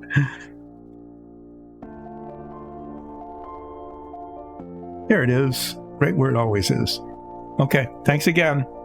See you next week.